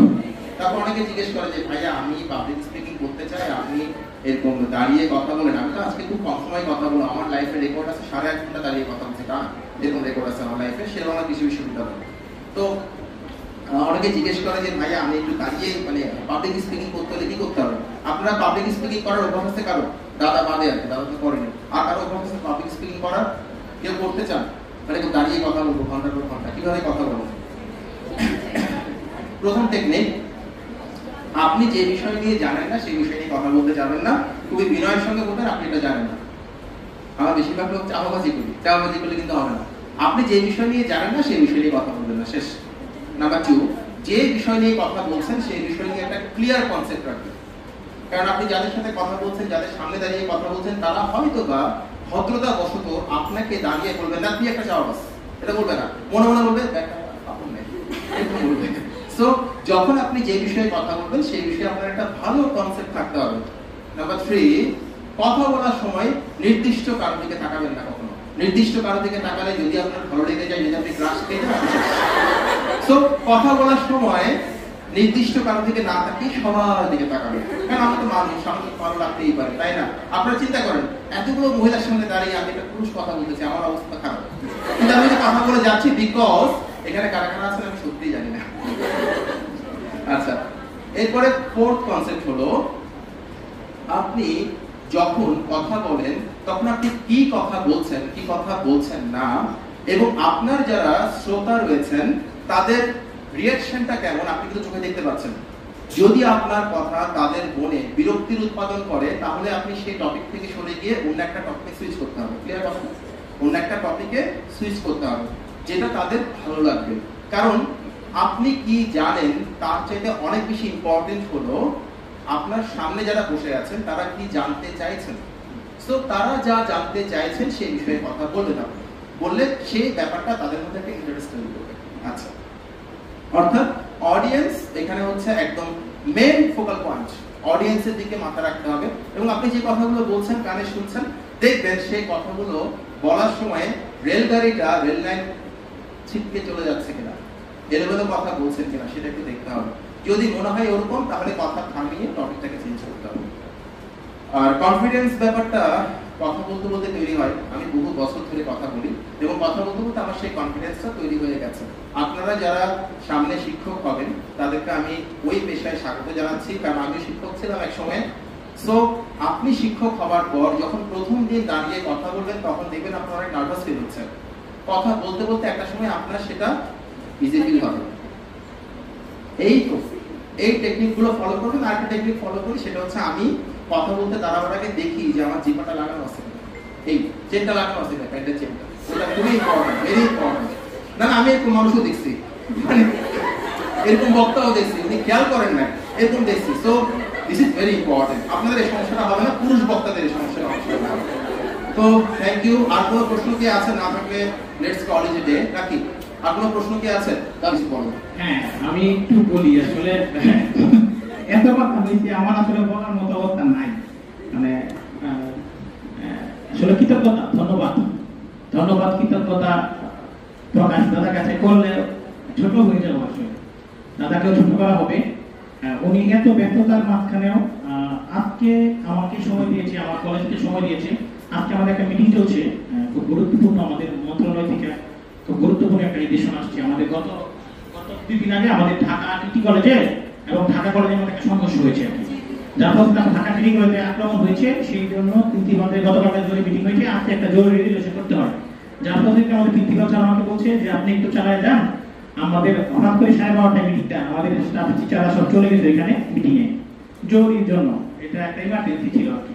কিন্তু টিচাররা ওইখান থেকে সাপোর্ট করতেছে, তাদের কথা শোনার জন্য টিচাররা কিন্তু মাঝে মাঝে সুযোগ পাইলে মিটিং থেকে চলে আসতেছে, 2 মিনিট বসে থেকে আবার যাচ্ছে আর কি। তো বাকি দিন যাতে একটু আর করে চলে আসতেছে, প্রিন্সিপাল স্যার আবার একটা ফোন দিচ্ছে তাকে যে আপনি আসেন।